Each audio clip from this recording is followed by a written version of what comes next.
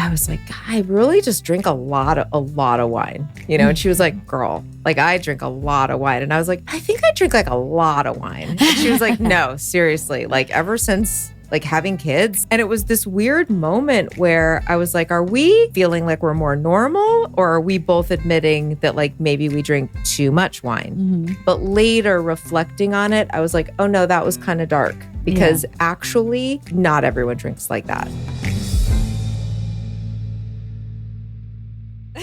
By the way, I saw a clip of Natasha Leggero at the Improv. I think it was taking her shirt off. Did you hear that? Were you there? I wasn't, but she followed Bert. That's why she took her shirt off. Yeah. Yeah, I know. Isn't that awesome? Yeah. Oh, I thought that was so freaking hilarious. My friend Bonnie sent me the clip of it and I was dying. She's got balls. She does. Yeah. And what was really awesome is Bert was like, her boobs were amazing. Her boobs were like, they look like your boobs. They're like real boobs. Well, that's amazing. What Bonnie was like, well, it's not that brave. I go, that's really brave. And she goes, well, it's not that brave when your tits are amazing. That's true. It's like, oh, I guess so. When there are 2 fried eggs on a nail, maybe. You have to like roll them up to put them in your bra. Yeah, maybe not. Yeah, maybe they're that's like, more brave. If they like sort of... True bravery. No, it was pretty cool. And I mean, good for her. She was like, if he's going to go shirtless, I'm going to go shirtless. Yeah. Hell yes. Yeah. Love it. Loved it. I'm so glad you're here. Oh, thank you for coming. Oh, we're going? We're going. We went. We're doing it. She restarted. She rebooted. You rebooted by bringing up Natasha Leggero. Okay. Yeah. I've been dying to talk to you because I loved your book. Thank you. I loved it. Thank you. Too. Did you love it too? I loved it so much. I read it on the cruise. And then I read it again. Well, actually, I listened to it then the second time, the audio. And then I gave it as a gift today. I met my girlfriend for her birthday and I gave it as a gift. I love it. I really love it. Thank you. I love it too. Awesome. Did you like it? Yeah. It was good. Yeah. Oh, this is it's a risk. Okay. This is how cool this is. Okay. The two of us 90% of the time agree, and she's a contrarian, which we love because how boring would it be if we all just every book club went, loved it. Agree.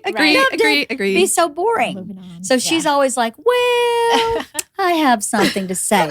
But clearly, if you get it from Cathy, it's a really good book. Yeah, it's like that. Mikey likes it. Well, it was a very good book, but I am only one person. So it's out now. People can buy it now, right? Oh, yeah. It's been out since the 16th. Okay. It is called Drunkish, Loving and Leaving Alcohol by Stefanie Wilder-Taylor. Here's a shot of it. Where can people buy it? Anywhere. Everywhere. Yeah. You can't go into Target and buy it, and I'm kind of salty about that. But you can order it from Target, Amazon, Barnes & Noble, any bookstores, I think. So but it's also in lots of real bookstores. It's just not in Target, probably, because drunk is in the title. Yes, apparently they don't do well with titles like that. I think Costco too. But yeah, Barnes & Noble, any big bookstores should have it. Great. Yeah. Are there any big bookstores left though, besides Barnes & Noble? I don't think independent bookstores? Yeah. Yeah. There are a few. Probably There used to be so many. I know. I loved them. Oh, I used to just walk around bookstores. When I lived in New York and I was broke, I would just walk that huge Barnes & Noble and just stay there for hours. It was one of those We things. probably saw one another there. We probably did. 2 ships that passed in the night. How crazy. It's also available on Audible, and I read the book. That's really which great. is also great. So I wanted to have that experience. And also I wanted to reread it because I read it in October before it was out. And I mean, she obviously does a great job at it. I felt awkward though. When I read the book, it's weird because you're just sitting in a room, in a little teeny like closet, and no one's giving you much feedback except to go, okay, can you say that line again? And then you're like, okay, all right. Then you're like, and then the book starts sounding weird to you. And then you're like, oh, I want to rewrite that part. Too late. That's just how it is. I bet. Because you probably read it over and over and over again in the process of writing it and then sit it down for a minute. Oh my God. Right? So many times. Yeah. So many times. What was the hardest thing about writing this book? Well, so I've been sober 14 years. And a lot of this book is about getting sober and the before times, all the denial that I was in. So I think I would say the hardest part is just writing about that those moments that made me absolutely know that I needed to quit, and kind of reliving some of the regret of like, I can't believe I didn't see, like when you're writing it all out, especially like the early days, the high school drinking, the 20s drinking, all the drinking, you're like, how did I not see this like before I saw it? Mm-hmm. So I think that was a little bit hard. And then some of the stuff like talking about my childhood, talking about my biological father, some of the things that I just hadn't thought that deeply about, or thought deeply about it and then moved on. Mm-hmm. And so revisiting certain things, I think was like, oh, it felt painful again. Mm-hmm. You know, you have to feel it again to write it. Yeah, I would imagine. And you have to feel it to get through it. Like even if you're not going to write about it. Like if someone has some trauma, you can't just go, well, never mind. Or I don't think, what do I know? I have never had to get sober. But I would imagine unless you really dig into it, sobriety is much harder. Is that true? I don't know. I would say that's absolutely 100% true. But I think sometimes you can kind of like feel it all and get through it and get through those early days and really acknowledge like, oh yeah, this really was a problem and look at all that. And then you can kind of like shut the door and like, now I'm just going to live my life, you know, and not deal with it. So I think that it's like re-dealing with it and going, oh yeah, I was pretty bad. It was a rough time. Yeah. Your dad was, what a fascinating human being he was, right? Yeah. He was a comedian. Yeah. He was like sort of famous he was famous. He was on tour with Dean Martin and the Gold Diggers. And he was, you know, there was a time where it looked like he was going to be super famous. You know, he was getting all these deals to write TV shows, and as what happens and still does with comedians.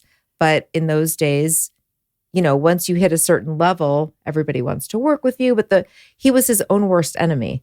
So, you know, he would get a deal to write a show and then just not write the show. Mm-hmm. So, yeah. So things started to, you know, dwindle for him. Mm-hmm. My parents were already long since divorced, I think, at that point.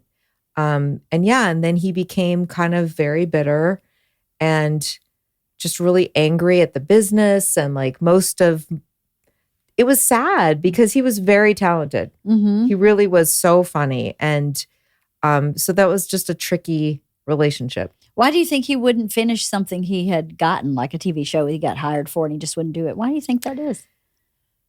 You know, I think that he had this thing that some people have, which is this grandiosity, you know, mixed with probably some low self-esteem in there at the same time, right? So I think he would get these deals and he thought a lot of himself, but then when it came to actually doing it, he was his own worst enemy. Maybe he just got stuck and was like, I don't think I can actually do this. So what would happen is the studios would assign somebody to help him.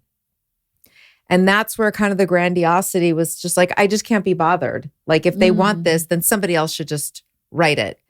And yeah, I mean, I think that happens to certain personalities. I think so. Bert has a similar thing where he is a big dream guy. He can come up with the most fantastic, unique, original, crazy idea.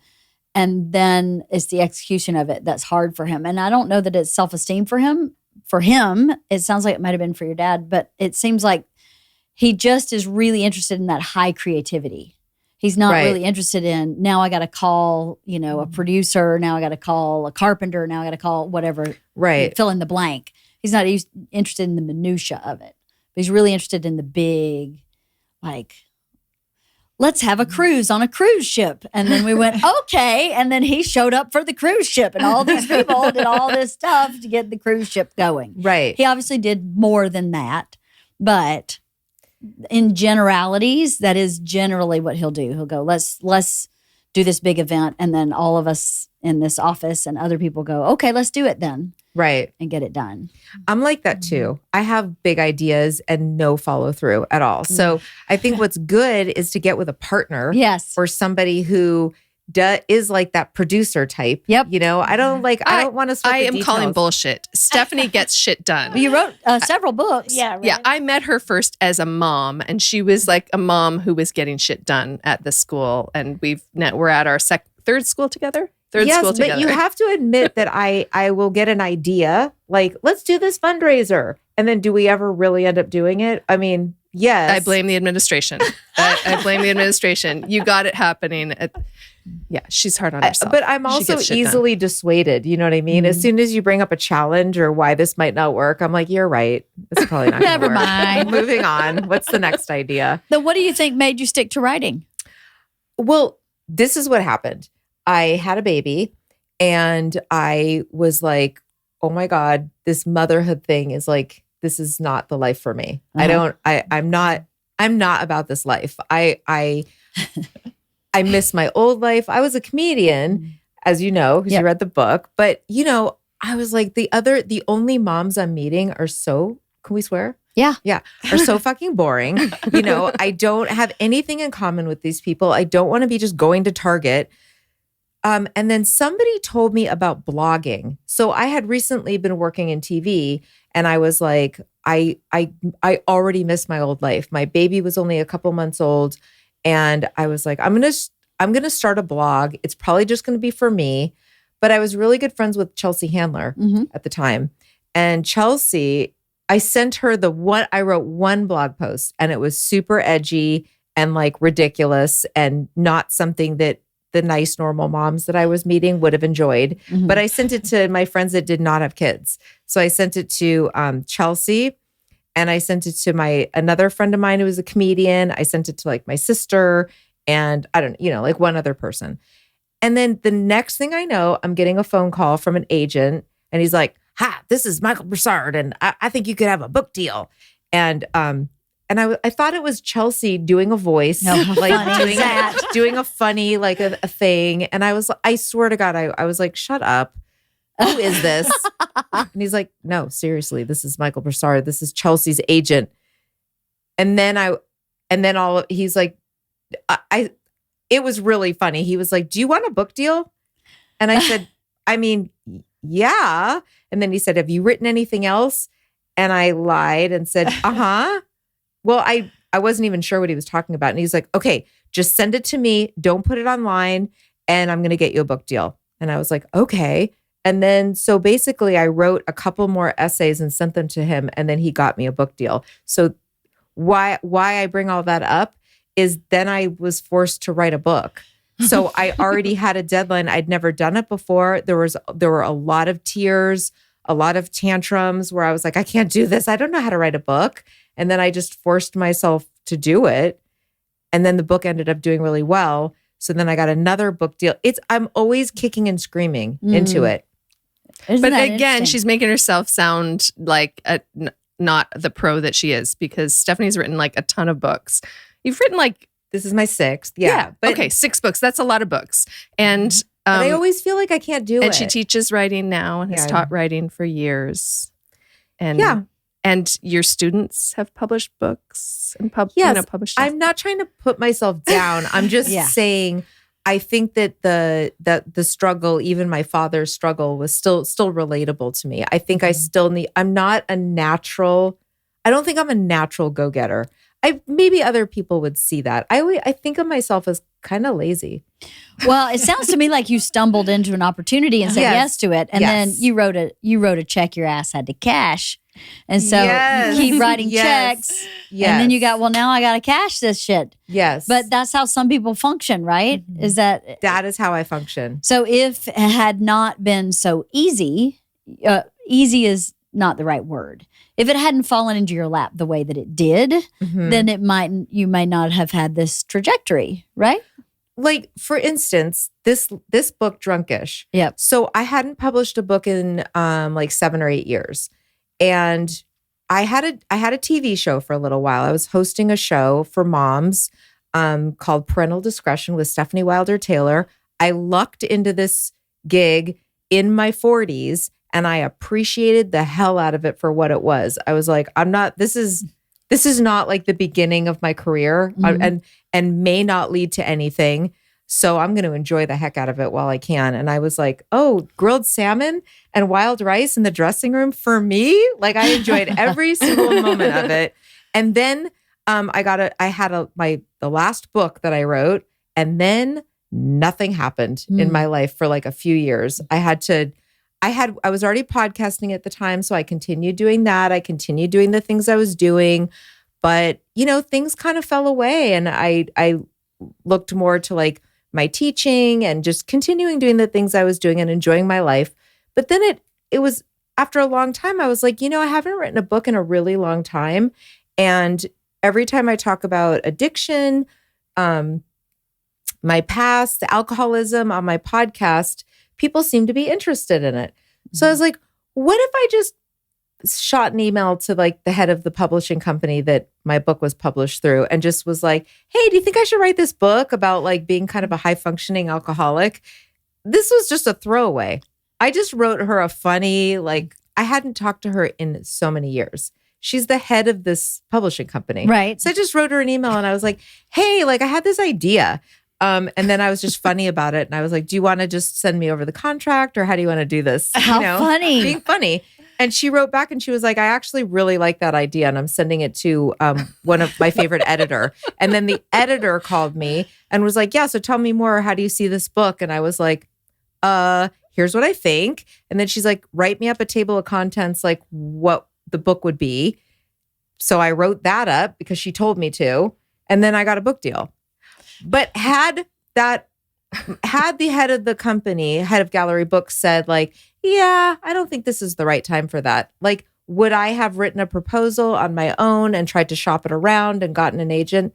No. So do you believe that's because you live in the flow? Wife of the Party is brought to you by AquaTrue. How much water do you drink in a day? Because I drink a gallon. A gallon of water is a lot, and it's really hard to get a gallon of water in your body. But you know what makes it easier is AquaTrue, and I'll tell you why. AquaTrue purifiers use a 4-stage reverse osmosis purification process, and their countertop purifiers work with no installation or plumbing. It removes 15 times more contaminants than ordinary pitcher filters, and they have water purifiers to fit every type of home, from installation-free countertop purifiers to higher capacity under-sink options. And they have a Wi-Fi connected purifier and mineral boost option. So how can it be hard to drink water when you have such an amazing dispenser like something from AquaTrue? It's the same technology used by all the major bottled water brands, but now it's available for your home and without the plastic waste. The filters are affordable and long-lasting.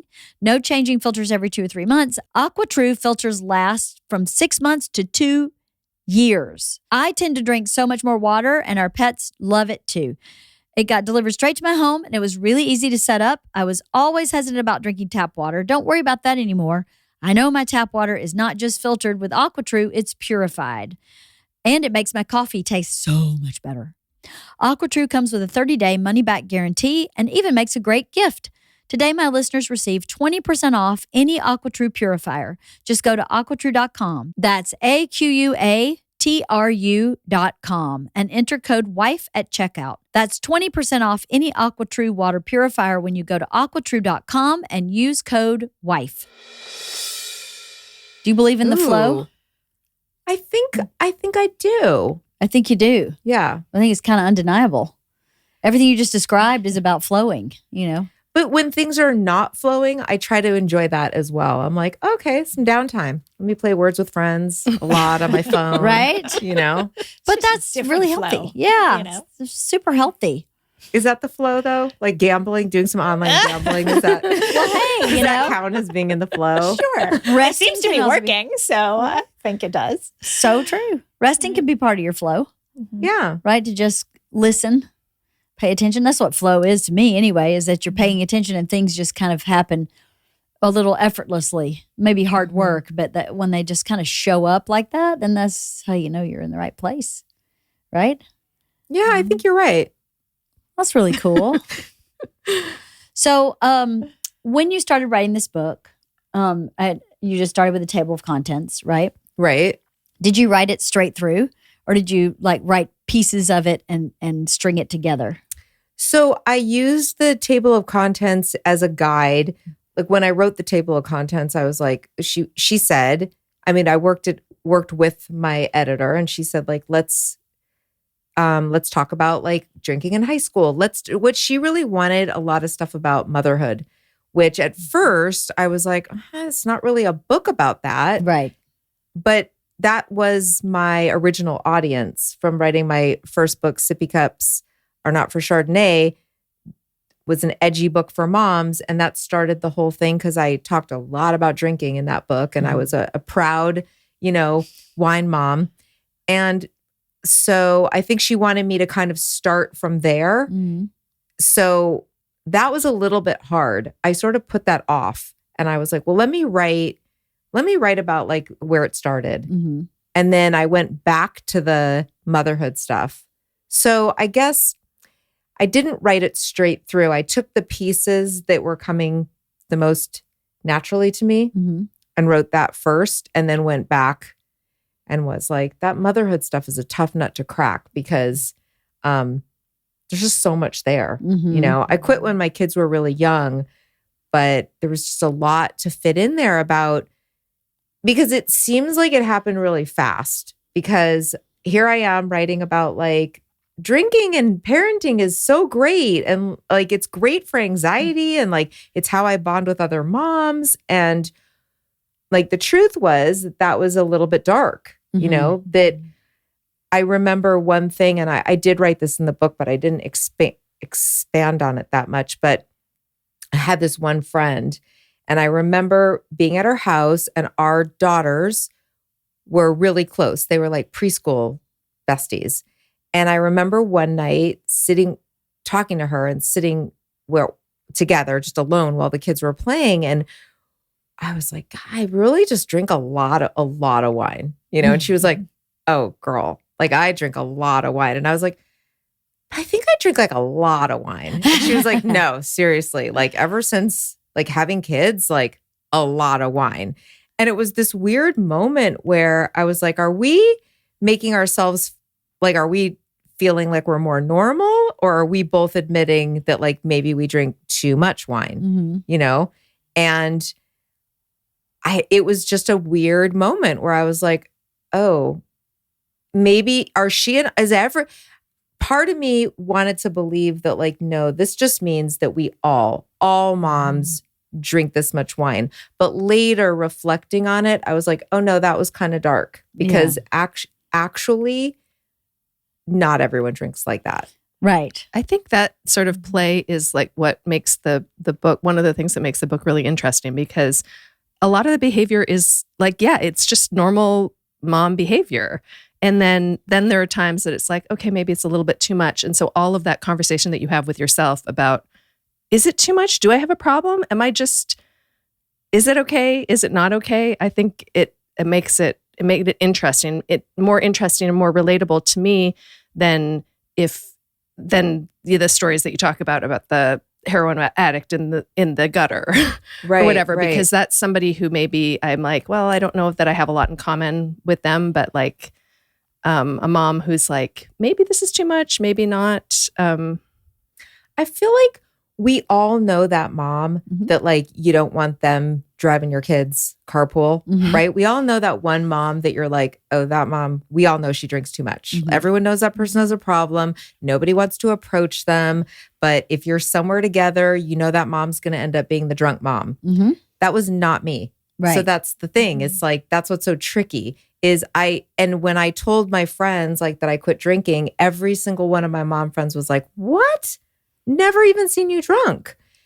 Because I wasn't somebody who was getting drunk with everybody. Even though in the past, I had done plenty of getting really drunk in my 20s, in my 30s, maybe not my 40s, but you know what I'm saying? Like, so that was so hard to go, but I can look at somebody else and go, that person so obviously has a problem. Right. And I couldn't wrap my head around that I too, it just might look a little different to me.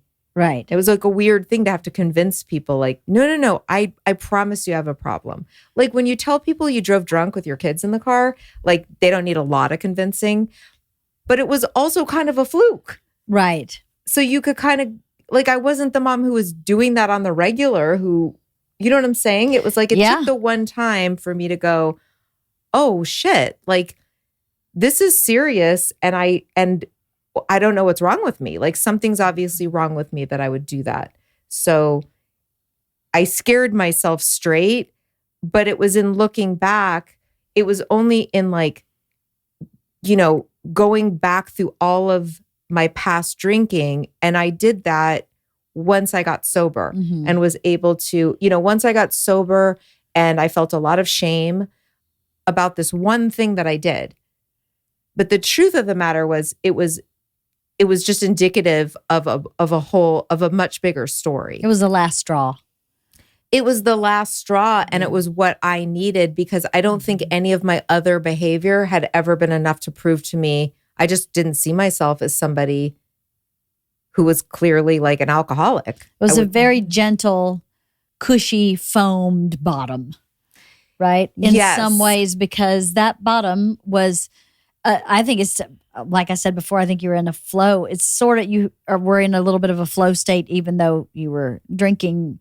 But it sounds to me like you identified, okay, this is problematic from something that, thank God, was pretty innocuous at the end of the day. Like you made it home, your kids, you were safe, no one got hurt. Right. So for you to recognize, hold on, I need to stop here, is not what happens for a lot of people who struggle with addiction, is that they'll make that mistake. Well, I made it okay. I'll justify it when I'm feeling better and continue the behavior. Right. Right. It's a super wise person. So time out. Let me evaluate everything here. But the trick, I don't know if this is the tricky thing, but once I stopped drinking, I was actually able to realize that I was pretty unhappy. Like this wasn't just this one night. I had reached a point where I was taking a lot of Xanax. I was drinking every single night. I was like passing out by the end of the night. Like so I wasn't out driving around, but my husband was doing the lion's share of the nighttime routine I would put the kids to bed and then I was like, I'm out. I was well into my wine. I was forgetting a lot of things. I wasn't a good friend. I wouldn't return phone calls. I was super flaky. I would go to sometimes parties during the day, and due to the Xanax I was taking, I would forget. Like I had this one experience where I ran into this mom friend and I was like, I haven't seen you in so long. I feel like I haven't seen you in like 6 months. And she's like, I saw you last week. Oh my gosh. At a birthday party. And I felt so caught and embarrassed. And I was like, oh gosh, like my memory's just been so bad. And I wasn't drunk or anything. I mean, it was like things were not good with me. Mm-hmm. I was just doing a good job of hiding it, you know? And so, yeah, I was telling myself that I was fine because I really didn't want to quit drinking. Mm-hmm. But the writing was on the wall already. Right. Well, you weren't partying. You were coping. I was coping. You were coping. These were your little Band-Aids and coping skills. You had a maladaptive coping skill. Had a lot of them, yeah. Yeah, which started when you were younger. Yes. And became this. I can relate to your story a lot. As I had drinking issues that I identified by the time I was 21. Oh, wow. Or 22. And then I went, I had a sort of a soft bottom. I was arrested a couple times, once for drunk driving. I woke up one day and I was like, how did I get home? And then found a trail of my clothing and car keys and purse to my car. I was living in Atlanta. I have no memory of how I got home. And shortly after that, I was like, I figured out that alcohol wasn't my problem, that I had emotional problems and that I needed to stop and deal with my emotional problems. And so I stopped drinking. I stopped drinking for about 7 years and I got into therapy. I drink now, but I drink how often do I drink? Twice a month, maybe. I've never seen you drunk.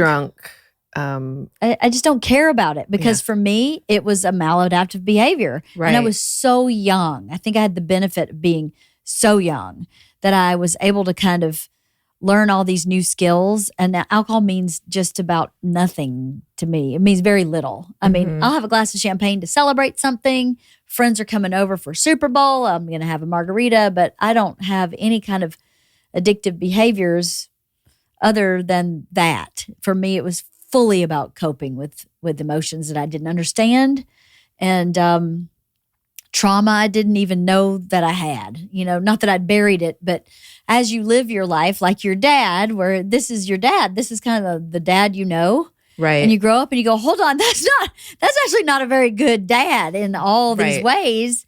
And I'm doing all these things because of the way I was taught or how I absorbed that life. And you have to really relearn a lot of stuff, once you figure out that, once I figured out when I took the alcohol away, that alcohol wasn't my problem at all. It was all these bad coping mechanisms. But that's so mature that you were able to see that alcohol is holding you back from dealing with your emotional stuff. A lot of people can't see that, especially at 21. That's young to be able to do that. Well, I don't know if you're a fan of the Eagles, but I am. And I was listening to one of their songs, and that song, the last line of that song, I went, that's me, and that's what I'm doing, and that needs to stop because I don't want that. What was the song? It was Desperado. Oh. The last line is, you better let somebody love you before it's too late. And so I realized I just put wall after wall after wall because I didn't feel safe being loved by my mom. So I just walled everybody up. And I was like, that's the root, is that you won't let anybody in. So you just numb everything because everything's so scary. Because your mom was abusive? Well, she was not normal. We'll say that. I believe she has a personality disorder. She hasn't been diagnosed, but I believe that. And yeah, it was rough. It was rough. There was a lot of inconsistencies. When your parent lies regularly in public or lies to you regularly or says, I'll be home at 6 and doesn't come home till 8, and there's so much inconsistency. That's a minor part of the things that I experienced from her. You stop trusting the world. You stop trusting yourself. You start thinking everybody's a liar. That was only one lane of her craftiness. She had great qualities too, which would make it even more confusing. Like if she just beat me up, I think you'd be like, easy. But she was also gregarious and beautiful and fun and funny and huge personality. And it's interesting. Yeah, she was very complicated. So then you would want to be safe and not be able to allow yourself to be safe. And so then you grow up as a teenager and now you want to be safe with this boyfriend. And I can't be safe with with a friend, on the cheer squad, with my dad. And then all of a sudden everything's unsafe. And you realize when you start boiling it down, it's because your mom lied to you all the time and watched her lie to other people, and she wouldn't let you have your own personality, and all these things start adding up, Thank God I went to therapy. I realized it at 21, and then I just white knuckled and was like, I'm just fucking not going to drink anymore. And I didn't get into therapy till I was 23. So it took me a couple years. I read a ton of self-help books. So I was like, I can figure this out by myself. I got it. I can figure this out. I'm just going to read everything Deepak Chopra has ever written, and that'll get me there. And it didn't. And after 2 years, I was like, I think I may need actually some help. And so, I'm from a real small town in Georgia. Nobody goes to therapy. That is like the biggest taboo. It's no way. And I had moved out of that small town to New York City. And I was like, nobody will know. Right. Nobody will know until I tell on my podcast. 30 years later. I've been talking about therapy for so long. It's so interesting because I was dealing with, my first thing was bulimia and like the food issues. And I did a very similar thing to you. At maybe like 21, I was like, I'm going to get over this. And and I read a ton of self-help books and I got kind of spiritual. And I was like, I'm not going to make myself throw up just no matter what. And then I went on this trip to Jamaica, and some guy, somehow I was on a beach in Jamaica. I won this trip on Hollywood Squares, and crazy story. Yeah. For another day. And some guy gave me this book that was like a spiritual self-help book kind of thing. And I read the book and I got over bulimia. And I was like, I think I'm good, And then by the time probably though, like early 20s, and then I started stand up, and then the drinking kicked in. Nature abhors a vacuum, right? So like I just turned to something else, but thought I was good for a while. I was like, I beat this. I kicked it. Same with cocaine, because I was doing a bunch of coke. No, like 19, I was doing a bunch of coke for like a 6-month period. And I was like, this is terrible for me. I shouldn't do this. It's very addictive. And I quit that and I never did it again. So that was another reason that I was like, I didn't necessarily think I had an addictive personality because I'd kicked these other things. But you didn't kick them. It sounds like you traded them. I think I traded them. Also, though, I don't think I really dealt with the emotional stuff that was going on underneath it. I think I was pretty angry. I was a really angry kid. I was an angry teenager. I was an angry adult. I did not like authority. It was really hard for me to hold jobs. I would get in fights with bosses. I was kind of a mess, and I didn't have support. I didn't feel safe to deal with those issues. You know, I didn't have like serious boyfriends. And I had one, and it only lasted like a year. So I think it probably wasn't until, honestly, I was married that I was able to start looking at, to start feeling safe enough that like my husband wasn't going anywhere. You know, he was a very consistent, loving man. He still is. And I think that allowed me to slowly start looking at like, what is this? What is this defensiveness? What is this like, fight or flight all the time that I have? Every time we got into a fight, I was like, okay, that's totally fine. I'm going to be single.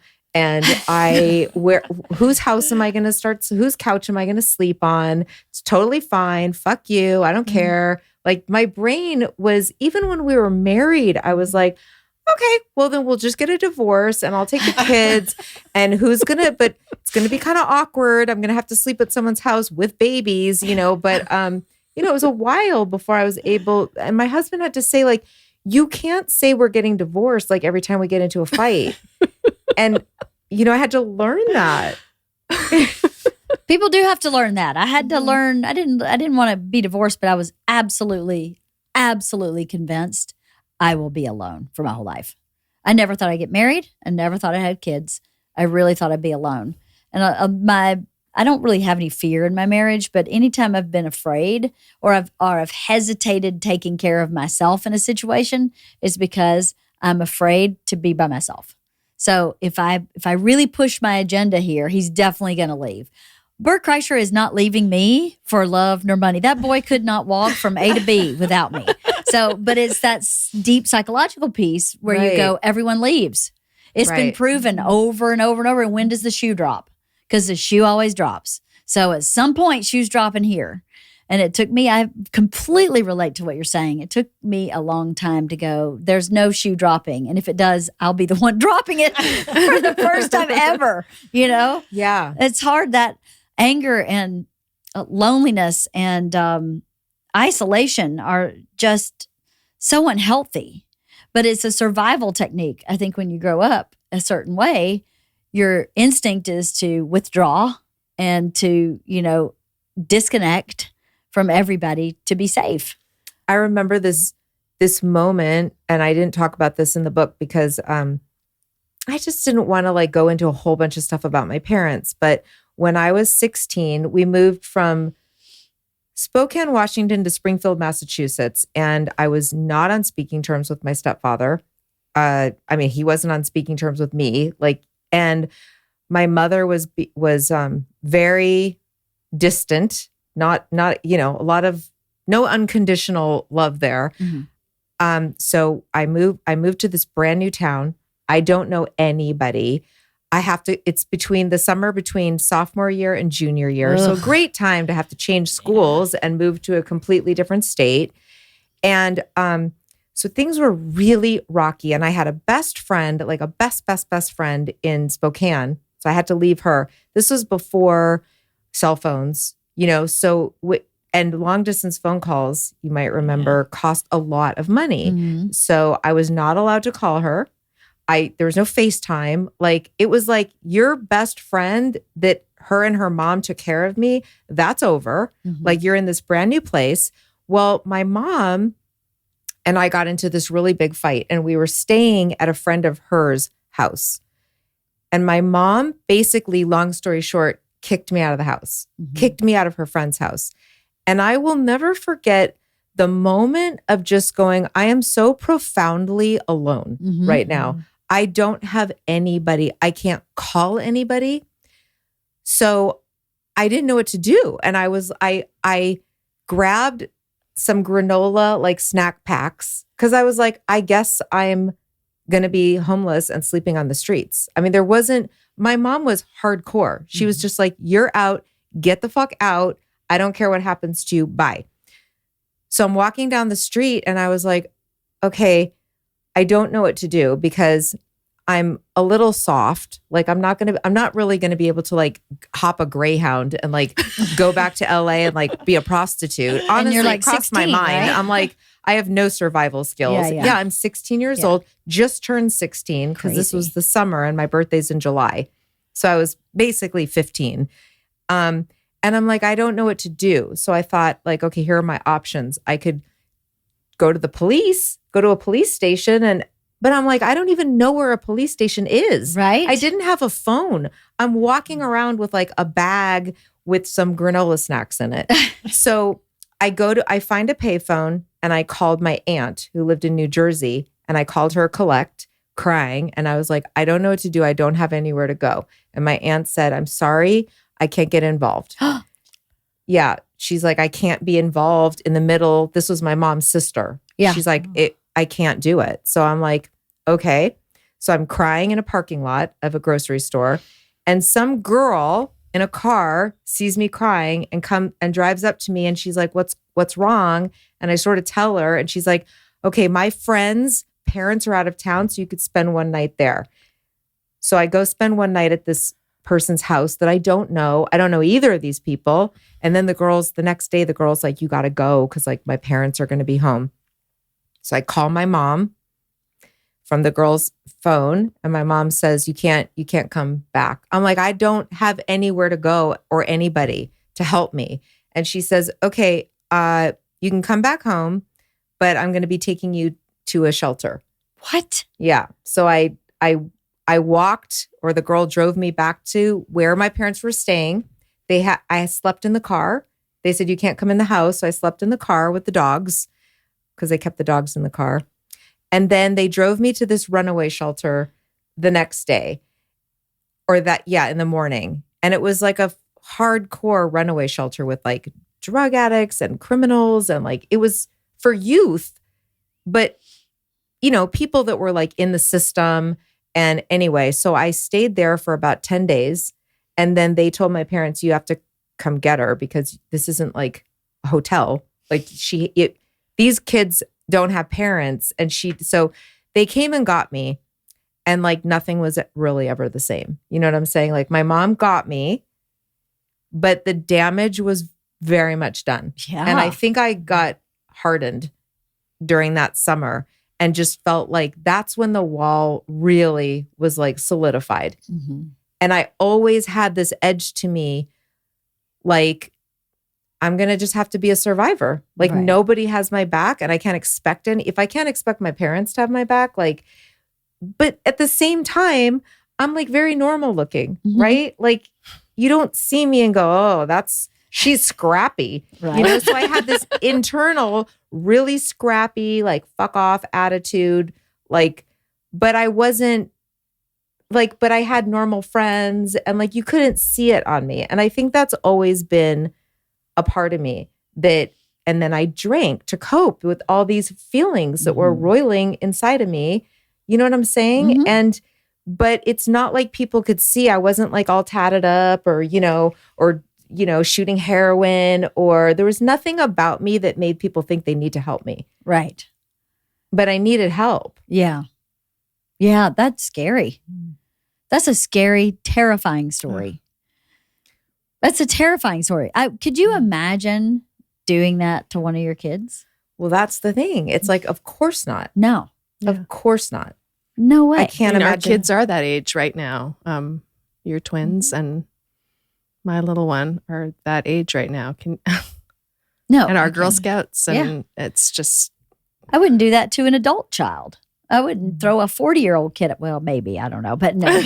But you wouldn't do that to family. You just wouldn't do that. That's heartbreaking. But my parents were pretty normal, right? Like, so that doesn't sound real normal. But my mom she's very outgoing. They had friends normal. and like my family seemed normal. Yeah. So that's another tough thing where you just go, well, it must be something wrong with me. I did the same thing. I kept going, well, clearly I'm the bad apple here. Right. Yeah. Because what you're saying to me is you're a bad apple. Right. And then you're so charming and you're so beautiful and so adored by people that clearly she must be right. It's a lot to untangle, isn't it? Yeah. It sucks. And then, so how do you think when you had kids, were there any moments where you had to go, hold on, that's not the way to think about this? Or hold on, let me adjust? Or did you just instinctually shift or change or never pick up on some of those things that your parents did or were? I think it just, like, I talk a good game about, like, it wasn't love at first sight with my kids, because there was a lot of anxiety of like, oh my God, my life has so completely changed. I couldn't relax enough to be like, oh my God, I love this. I love my baby. But when she was maybe 6, I was a very good mom and I did all the right things, but I was also having some postpartum depression, postpartum anxiety. It triggered a lot of stuff, a lot of anxiety, the hormones, but then also just the feeling like I don't have a safety net here. Like I didn't have help. There's no roadmap, as you know. Once I got over that a little bit, when Elby was like 16 months, and I was doing the drinking and all of that. But emotionally, once I like clicked in, I was in, and I never had it just wouldn't have ever occurred to me. I think I was overcompensating. I was like, I want to be the best mom. I want to be the mom that I didn't have. I want to be consistent and loving. And I want to spoil my kids. I want to, you know what I mean? And I want to read them all the stories. And I want to apologize to them when I've done something wrong. And I want to like not always be in the power position. I want my kids to feel all those things. So I think I made a very conscious effort to not parent the way I was parented. I did the same thing. Right? Made a very conscious effort. So you weren't parented well, but one amazing part of the book was the letter that you wrote to your dad after he passed away. And like I could just cry thinking about it right now. It was extremely generous of you. Just really generous and kind insight to look at your own responsibility in the relationship, even though he was clearly the one who was not the okay dad and you didn't get what you needed from your parents, what you deserved. But when I was newly sober, I remember talking to another sober person in my recovery group. And she was like, well, you need to look at some of these things from when you were like, what was your part? And I was like, are you drinking? Like, I don't have a part. Like, I was a kid. And I remember feeling kind of angry and defensive about that. And like, this is not for me. If I have to I have to apologize for things that happened when I was 4, when I was 5, like, but what I wasn't getting was that this resentment, it's just even the carrying around the resentment is like, that was my part. My part was that I was never going to be free if I couldn't let go, if I was just going to walk around angry. And I was very angry at my biological father, who was not a part of my life. And then, seemingly just wanted to take from me and never had anything to get, in my estimation, never had anything to give me. So that was a big part of like, what am I carrying around? This is such a burden that I'm so resentful of this man who wasn't capable. Right. If he was capable, he would have done it. Yes. Right? Like we can only do what we're capable of doing. And I think the part you're responding to is like, he wasn't being a bad father at me. Like once you develop a little bit of self-esteem, you realize that people aren't treating you badly at you. They're treating you badly because of their own demons. So it's not like he was great to everybody else in his life, but only was bad to me.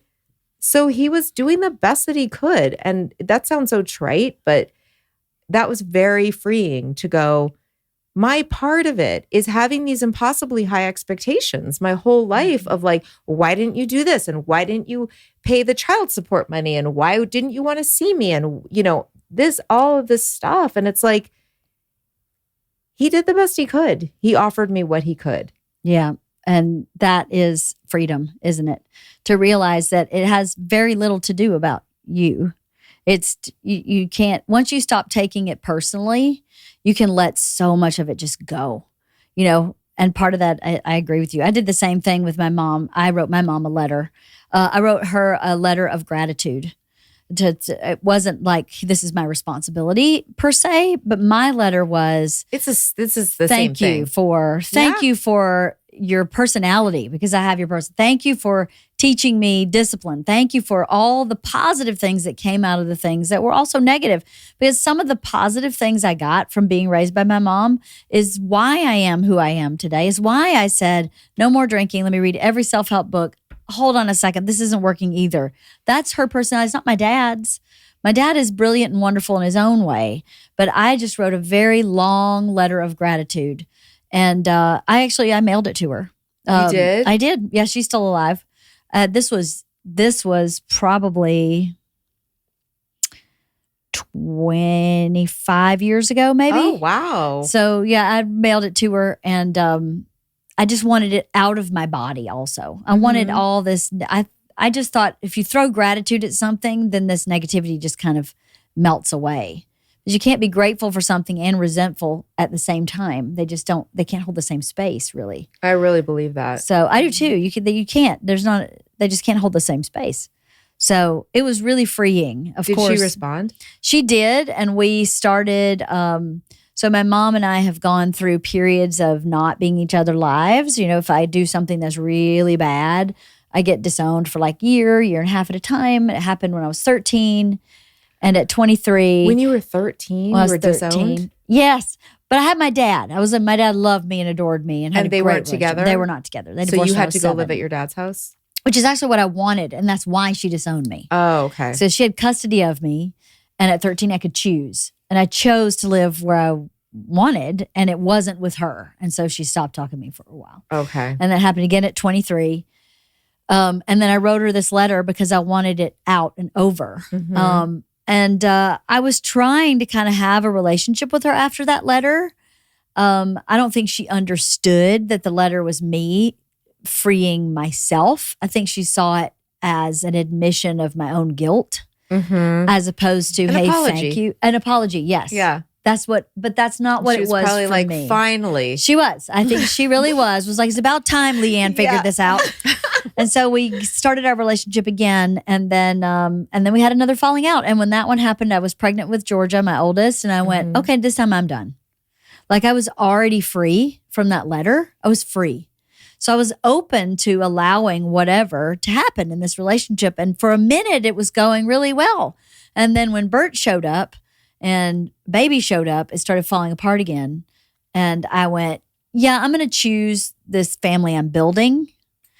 And you can fuck off, because no one is telling my daughter, you're dead to me. Because the word she would say to me is, you're dead to me. And then she would tell me why and for what reason and how dead I was to her. I don't want to know your kids. I don't want to know your husband. I don't know anything about your life. You're dead to me. I don't want to ever see you again. Like she'd go on and on and on. And I was like, I can't imagine watching this woman say these words to my child. I'd kill her. I'd rip her throat out. She'd be dead, and then I'd be in jail, and my kid would have no parent. So let's just cut it off right here. Right. We're done. Like I'm done. So when she said I'm done last time, I actually said, thank you. So now I don't have to be the one that says we're done. I can feel no guilt. I can have no doubt. She actually told me all that in an email. So I printed the email, and I kept it because I thought I want to have proof in my hands. If I ever start doubting myself again, I can pick that up and read it and go, remember, no, not again. So I've never actually read the email again, but that was it for me. That was my last straw where I went, done. So how many years ago was that? Well, Georgia's 19. So it was 2003. September 2003. So mine, we have a lot in common. We have a lot in common. I can tell you about my best friend I had to move away from too. I was in 8th grade, but go ahead. We have very similar. I haven't talked to my parents, my mother and stepfather, since Elby was 2 and she's 19. Will be 20 this year. Yeah. And Crazy. it was there was an email. It was kind of similar. Yeah. Yeah. Crazy. Where I looked at my daughter and I was like, I can't, like, Done. It shouldn't be okay that I'm treated this way. It certainly wouldn't be okay that my daughter was treated this way. So, like, she doesn't want to be a part of my life, then that's fine. Yeah. And your daughter shouldn't witness you being treated that way. Right? Your daughter shouldn't see that anybody treats their mother like that and the mother allows it. So then what are you teaching your daughter? To allow someone to warp the truth to the point where you're always the bad person in the scenario? But it was so weird because, and I think you've said that your mom was like this too. My mom is a normal person. Yeah. She's very bright. She's very funny. She's very accomplished. She's very educated. So there was so much gray area. Like she didn't hit me. Like she wasn't that kind of abusive, but there was a lot of passive aggressiveness. There was a lot of criticism that was masked as, why are you so sensitive? You know, when my first book came out, so Elby was not, because we stopped speaking when she was 2, but when the book came out, my mom said things to me like, oh, that's cute. That'll be a book people read once and then put away. Or just the things that you would go, well, that's mean. It's mind fuckery. It's just mind fuckery. She would go, what are you talking about? Why is that mean? I just said it's a cute book. Like it's gifty. Like but so many things like that where I would go, oh my God, am I crazy? Like, or was that and it really took my husband going like, no, that's not okay. Like, I mean, there were bigger things that happened too, where she would tell me that I was selfish because I wanted to have Thanksgiving at my house. We have the same mother. Yeah. So it was just always like, okay, I'm not 100% sure that is a good enough reason to not, but then they stopped speaking to my brother before me. And I love my brother. Like, and my brother, it's one of those things where I could go, objectively, my brother is a great guy. He's just a mensch. He's got the biggest heart. He's very kind. He's always trying to help other people. And he's always been like one of my close friends. And I just saw how they were treating him. And I was like, oh, like, yeah, it's not okay when they treat him that way. Like, that's what truly made me stand up to it and go, you can't do that. He hasn't done anything. And then my mother said, you don't know. You don't know. Like, you're not going to dictate to me how I treat him. And I was like, well, if you're going to treat him that way, I can't have this relationship. Right. Like, and then she was like, well, then that's your choice, basically. Wow. Righteousness, man. But it wasn't enough, like, because she didn't scream at me or she didn't say like, you're dead to me. It wasn't like that, but it was mean. And it was telling me that I'm a bad person because I wanted to have Thanksgiving at my house. I had just moved into a house and Elby, my older daughter, was 1. Right. And I had Thanksgiving at their apartment 10 days after I'd had a C-section because she's November 12th birthday.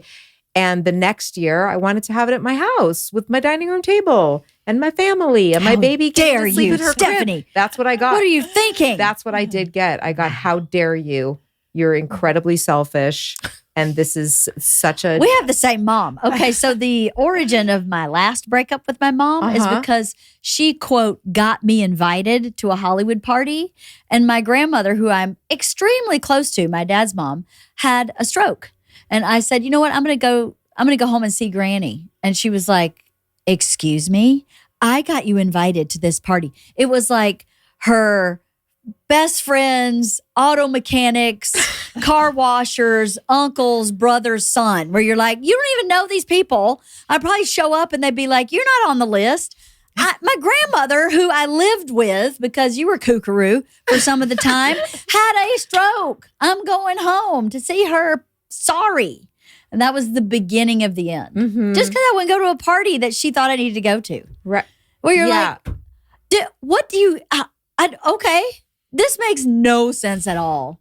Like, it's so ridiculous. That's what I thought about the Thanksgiving thing. I was like, I don't get it. And I would say to John, I was like, is it me? Am I being selfish? And he'd say, no, that's crazy. That's a crazy town. No. And then they came up with, my mother and stuff came up with all these like paranoid, like, you're just trying to have it at your house because you want to hurt us and because you want to make things, you want to make your brother have a good time. And it was like, I don't know what you're talking about. Right. I told you why. At the time, I was like, I want to be able to have a glass of wine and like enjoy myself while my daughter sleeps in her crib. Right. Mm-hmm. Hello. And get to cook in my kitchen and enjoy my house. Like, and she was welcome to come, and anybody that she wanted to invite. She used to invite her best friend to Thanksgiving. I was like, bring her to our house. Like, bring her to the, it's why can't that just be a nice thing? Right. And it turned into this poison, terrible thing that I was doing. And that wasn't even the last straw though. That was like, I still came back from that and was like, I'm sorry. I apologize. Like, I'd like to make this work. Cause I was like, I don't want my daughter to not have a grandma, you know? Yes. And my husband's parents were older. They're both passed away now, but they lived across the country. And I was like, I have a grandma for my daughter and she lives right here in West Hollywood. Like, I don't want to ruin that because I'm just having these impossible expectations. But yeah. Sometimes the writing's on the wall. Sometimes, you know. Yeah. When she did that, it was on the wall for me, but it wasn't on the wall for Bert for a while. So we went back to see my mom's parents because I wanted my kids to know their great-grandparents. Mm-hmm. And so every time we would go back to Georgia and Alabama, we'd go see her parents, you know. And my grandmother basically said to me, you know, she's my daughter. I kind of have to stay out of this. And I was like, never asked you to get in it. Right. But I'm your granddaughter, so let's keep a foot in both camp. Mm-hmm. But my mom just walked in the house. My kids were like, I don't know, 7 and 9, 6 and 8, something like that. And she'd never seen them. She'd never met Bert. She didn't come to our wedding, had never seen her talk to them. Wow. Walked in the house and went, hey guys, it's your nanny. And my kids were like, what? And I full blown shut down, like left the building. I was like, I don't know how to deal with this. I can't make a scene in front of my grandparents. I just like shut down. And Bert talked to her and the kids. And when we were leaving, she said, well, maybe I'll just come on out to California and see y'all. And Bert went, oh, I'll never see you again. This is the first time I've ever seen you. Oh, I doubt I'll ever see you again. And then a couple weeks later, I got a letter addressed to L. Kreischer, and she misspelled my last name. And I recognized her handwriting. So I gave it to Bert and I went, I don't want to know what's in this letter. So will you just read it? And if it's good, let me know. If it's bad, I don't want to know about it. Burn it. So he goes out and reads the letter and he comes back in the house and he goes, that bitch is not welcome in our house ever. Oh. And I went, finally, you see what I'm talking about. Sometimes you just can't make it work. I am the nicest, maybe I'm not the nicest, but I have the best intentions for my whole life to make that relationship work. And I can't make it work. I can't. Right. So the alternative is for me to suffer and for my kids to watch me suffer and perhaps my kids to suffer to have a grandmother when there are people who don't have a grandmother and they're just fine and may have an Aunt Cathy, an Aunt Kirsten, an Aunt Sandy. They have real aunts that are Bert's sisters. I'm an only child, so I don't have anybody. An Aunt Stefanie. I know, exactly. Right? You can be an Aunt Stefanie too. But my point was, you know, family's what you make it. And I'm just going to double down on the people that I love who love me and who love my kids and my family. And just let her go and say, thank you so much for bringing me into this world and all the gifts you gave me, and Godspeed. Well, I feel the same way. And in fact, like over the years, I think I would have been open to, I mean, my stepfather sent me this really beautiful gift a couple of years ago, and to my brother too. He went through. He's a photographer, a really very talented photographer, and he went through all of these old pictures that he had of me and of my brother, and he made us these beautiful contact sheets with like 9, 12 pictures per contact sheet, all of our childhood pictures, beautiful pictures, and sent them to me in a package, and I was blown away, and I was very grateful, and I sent him a letter, and I thanked him, and I told him how we're doing, and I feel like I kind of left the door open, for if he wanted to reach back out. He didn't.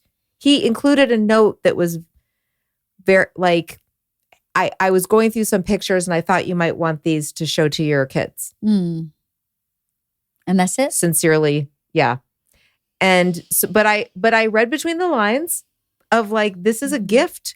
You don't do that just because you haven't spoken to somebody in, 16 years. You don't just happen to come by some pictures. Like, I'm going to see this for the beautiful gesture it is and the generous gift. So that's how I responded in kind. And I do feel that if my mom to this day really was going to make an effort, I would be open to that.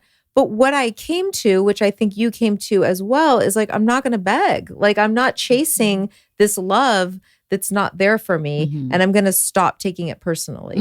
Yeah, totally. It's just like your dad. My mom's not capable of any more than that. Right. She really isn't. And it's heartbreaking to think that she has, Bert says this all the time, breaks my heart to think your mother has these 2 beautiful granddaughters she'll never know. And it's a choice that she made. And maybe it's not even a choice for her. Maybe she can't even help it. Maybe it's so ingrained in who she is at 75 years old that this is all she can do.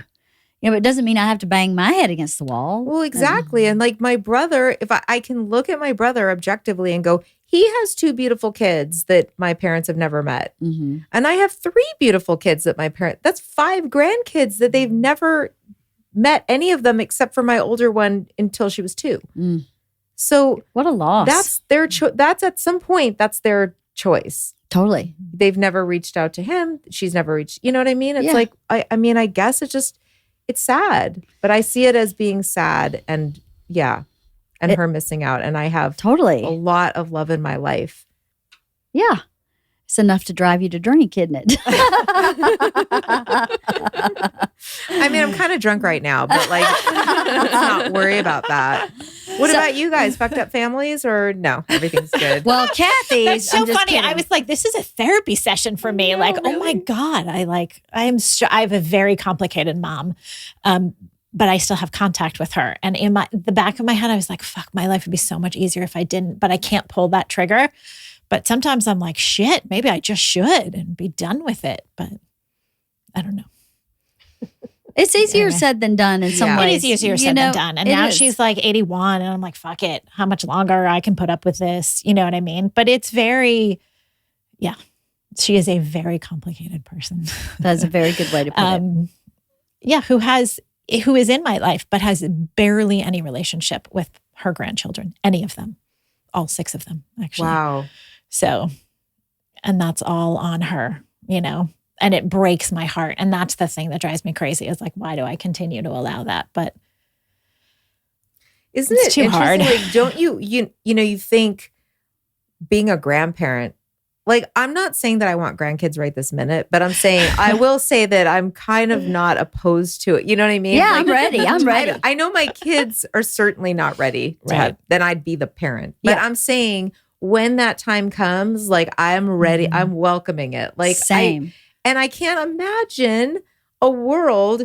Being a grandparent seems pretty easy. Yeah, right. Right? Pretty amazing. It's all fulfillment. I mean, a little bit of hard work, but compared to being parents. I can't imagine turning my back on that experience. No. I can't imagine being like, nope. No, I never would. Not for me. No. Never. I can't imagine it. No. You get all the good parts. That's true. But, my mom can't have a normal relationship with anyone. So it's unfair to expect she would have one with her grandkids. You know what I mean? So, which is very similar. Like if your parents can't have relationships with adults or whatever, it goes to say that they probably aren't going to have them with their grandkids either. So Yeah. So let's talk about the book. Okay, right? Wife of the Party is sponsored by Earth Breeze. Some New Year's resolutions are destined to fail. Personally, I was like, I'm not going to eat sugar anymore. And I don't even why you would even say that out loud. It's an epic fail even before you finish the sentence. I can never hold true to that one. Well, lucky for you, I have an easy resolution that we can all make, and it will make your life easier, be kinder to our planet, and transform the way you do laundry in 2024. Switching to Earth Breeze. I know you're thinking laundry isn't very funny. Buying huge, heavy plastic jug and measuring out just the right amount of detergent while getting goo all over the place is infuriating. I hate those stupid things because they constantly leak. No matter how much you close the back valve, they still leak and get everywhere. I don't like that. Thankfully, Earth Breeze heard our cries. Now, Eco Sheets are here to change the game. Unlike liquid, powder, or capsule detergent, Earth Breeze looks like a dryer sheet, but it's ultra-concentrated laundry detergent. I love this product. I love this product for so many reasons. It's easy, it's convenient, it takes up no space, it's really good for the environment, smells good. It looks kind of like a dryer sheet, but it's actually laundry detergent. And you can put it, I have a front-loading washer. You can put it in a top-loading washer. I just put it right in the cup where the liquid detergent should go and gets my laundry really clean. It smells fresh. It comes in a cardboard little sleeve. It takes up a tiny amount of space.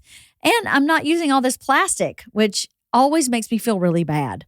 So I love Earth Breeze. It couldn't be easier. Just throw a sheet in with your laundry and watch it dissolve in any wash cycle, hot or cold. No measuring, no mess, and best of all, no plastic jug. Not only is Earth Breeze a great way to contribute to reducing plastic usage on our planet, Earth Breeze has planted over 150,000 trees. They've cleaned over 12,000 pounds of plastic, and they've donated over 100 million loads of laundry and counting to those in need. Right now, my listeners can get started with Earth Breeze and save 40%. Go to earthbreeze.com/wife. That's earthbreeze.com/wife for 40% off your subscription. Let me tell you, I want to hear what you ladies liked about this book, but I'm reading this book thinking of the people that I want to give it to. Because I feel like, I was saying this to you before the podcast, but I'm going to say it again for people listening. I married someone who has extreme anxiety problems, panic anxiety. And for a long time, I was like, just get over it. I don't understand why you can't just move through that. Like, why can't you just take a deep breath, take a nap, take a walk? You fill in the blank for all my, quote, solutions. And at a certain point, I thought to myself, I have no idea what this is like. How dare I put a judgment on it, for one, or try to control it, or try to even help to a certain capacity? My job is to be compassionate and supportive, and that is my job. And in compassion and support, that is the help. It's not the tools that I'm trying to give someone that I have no perspective on. So I'm reading your book going, I know people who are in relationships with alcoholics or with addicts that could use this book, because you talked about sugar addiction. Mm-hmm.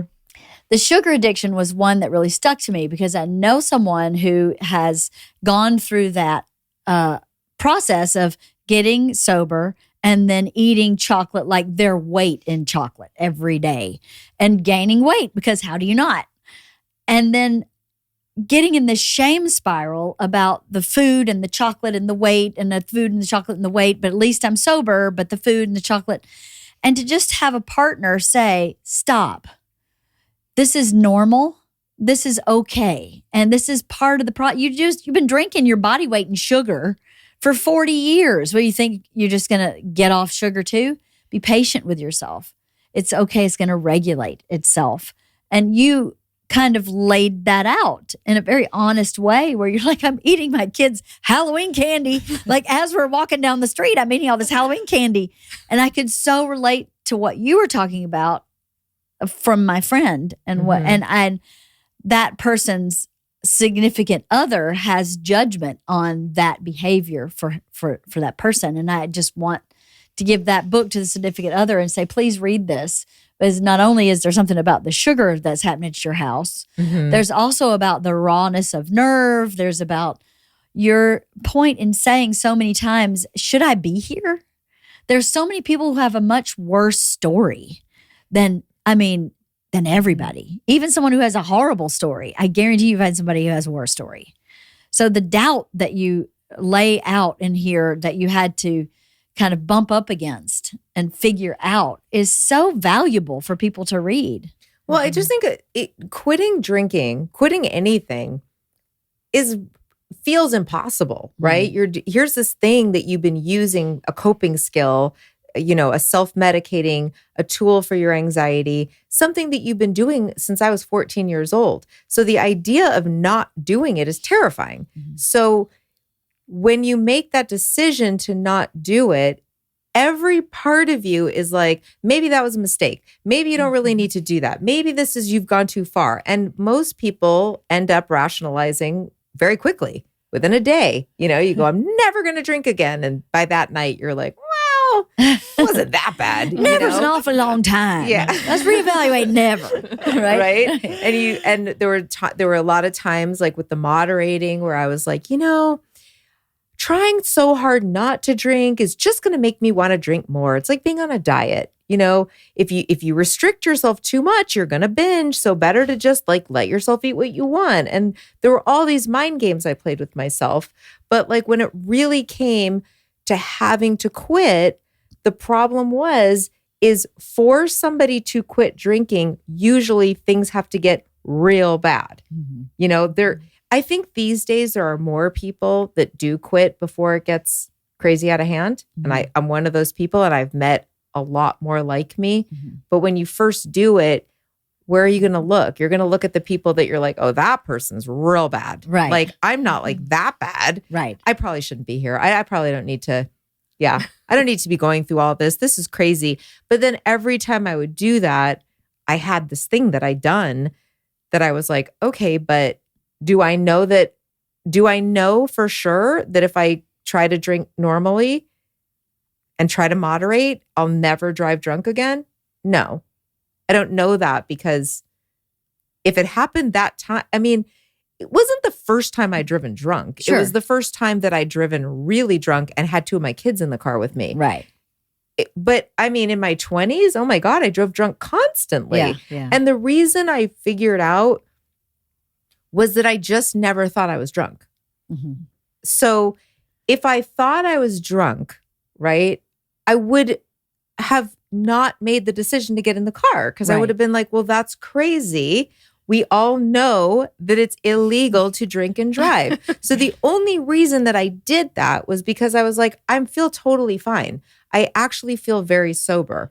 Right. And that is how I always was. If you were to say to me, like, Steph, are you okay? I'd be like, why are you even asking me that? This is so ridiculous. Like, do I seem drunk? Because I don't feel drunk at all. And then you go, and then I fall over. Yeah, exactly. So the tell was waking up and being hungover. Then you're like, and having memory issues with the night before. Then you go, oh, shoot, I was drunk. So the thing is, when I would try to talk myself out of like, I wasn't that bad, I was like, every time that I get drunk, I don't know I'm drunk. So I have no defense over the next fucked up thing that I do. That's really smart that you recognize that. That's somebody made this comment to me that that their body gets drunk well before their brain gets drunk. And that was always me. I'm like, I don't know that I'm the last to know. I'm the last to know that I'm drunk. I could seem drunk to everybody else. And that's why people are like, are you sure you're okay? I don't know if you're okay to drive. And I was like, my brain was like, these people are all like delusional. What is going on with everybody? Are we in the Bible Belt? What's happening? That's are we funny. Mormon all of a sudden? This is craziness. Right? I'm fine. That's crazy. So I just knew if I decide that I'm somebody who can drink again, then I better be prepared for going right back to the way I was before. Interesting. That's a really good way of looking at that. And that's when I stopped like comparing myself, because I really came to the conclusion that the fact that I'm unpredictable when I drink and don't know I'm drunk, that's also alcoholism. Yeah.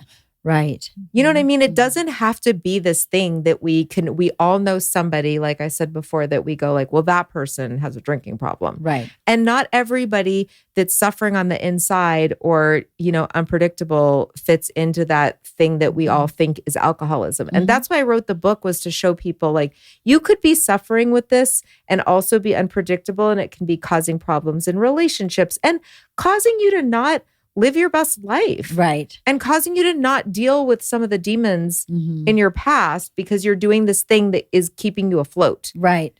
Yes. That's a question I ask a lot, is I think, does it help you hide?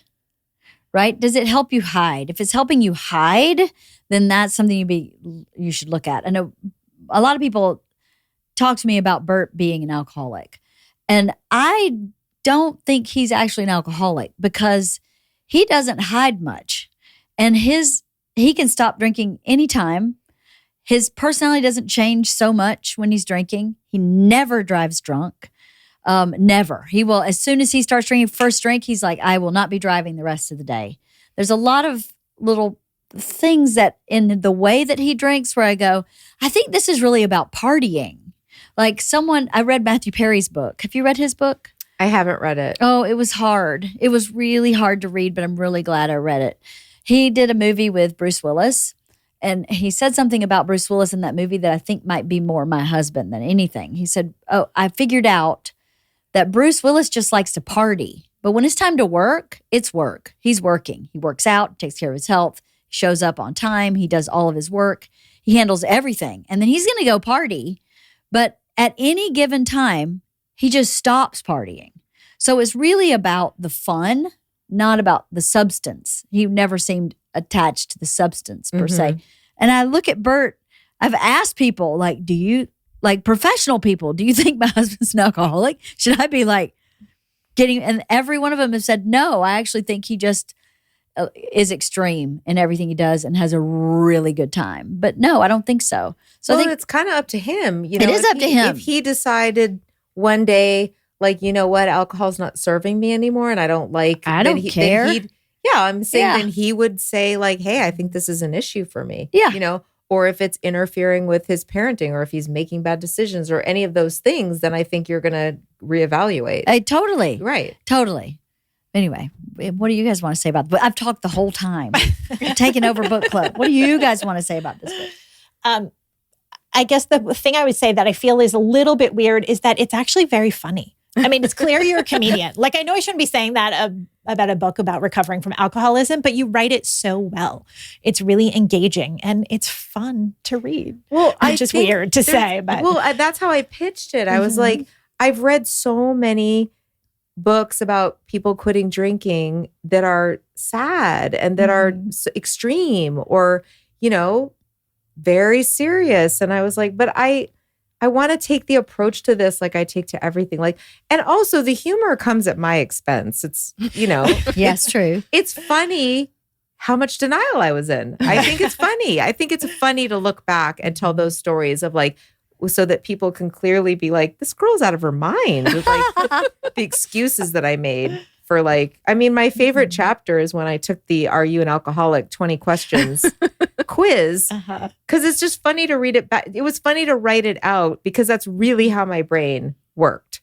It was like, it's funny because you talk about when you're a child, like 4 years old, stealing candy and having a sugar addiction. And like at that point, I'm like, on what part does she not get that she has an addictive personality? Like you started as like an infant with like changing substances or like behaviors or whatever. Like it's but because it went from thing to thing, I think it was just easy to go like either everybody's like this or I did feel sometimes like something's wrong with me, but it wasn't alcoholism. It was like, oh, I'm compulsive. Oh, I feel I'm awkward. I'm like whatever it was, I did not want it to be alcoholism. That's really interesting. Because I thought alcohol was helping me. And I liked to drink. And it's so socially acceptable. Bulimia, cocaine, eating a 5-pound bag of candy. Somebody might go, hey, what's going on here? But with alcohol, it's so socially acceptable. Yeah, bulimia is not super social. No. Like, I just socially make myself throw up. Want to come with me? Right over here. I found this good spot in the bush. Let's do it. Let's just have a night where we just all just binge on we just eat a bunch of ice cream and then make ourselves throw up. Was that ancient Greece or ancient Rome? I don't know. It's one of them. It was one of them. That's what I was thinking, and I don't know either. In the vomitoriums, they'd eat so much. Oh. Right. Like, let's go back to those times. Let's make that normalize. That's popular. Let's eating do it. Disorders. Good luck. Yeah, alcohol, I would imagine, would be close to eating and hard to regulate because it's just everywhere, and so it's at every occasion. Right, and it has to be really bad for people to be like, oh, right? I mean, that's what I'm saying. It's always there's the one person who can't seem to, oh, Sally, let's not invite her. She always gets too drunk. But it's not, but you know what? A lot of people struggle with their drinking. Oh, yeah. So many people. And so many people who don't know they have a problem that aren't willing to kind of look at it in an honest way and answer some honest questions. Not even your questionnaire, but what you said about looking at your history and saying, hold on, I never think I'm drunk when I actually am. My body's drunk before my brain. People are saying, are you okay to drive? And I think they're crazy. That's a very kind of wise, introspective person that can pause and not deflect all that and not want to know the honest answer to that question. Right. You know, because the honest answer brings with it accountability. So now you're accountable to that honest answer, whatever that is. It may not be rehab for some people or